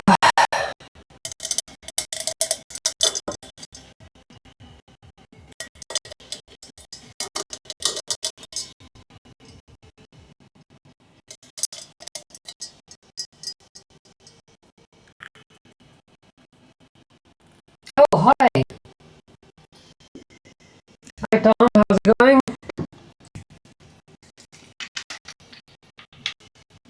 Is the audio still choppy?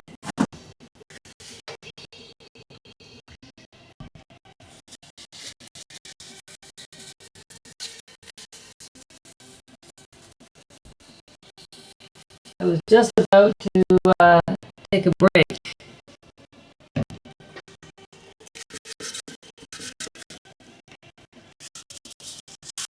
think I've got most of the chips, most of the surface mount chips on. I do have one more FTDI. Ugh, these are sticky. Sticky. I have one more FTDI chip that I could put on, but I'm kind of thinking of maybe not. I should test it out first.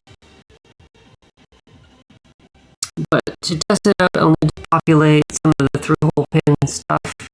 So I might change my solder tip and clean the board off because it's really sticky, and everything is sticky now.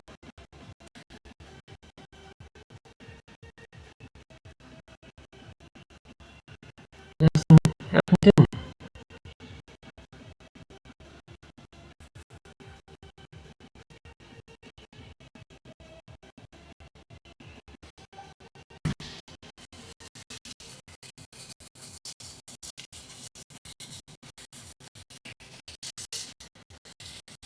Ah, 4.5 hours. That's a lot. All right. Thanks for joining. If you joined, I'm gonna take a break. I'll be back. I'll do the rest of this. I'll do all the through-hole stuff maybe after testing. All right, see you in about an hour or so. Bye.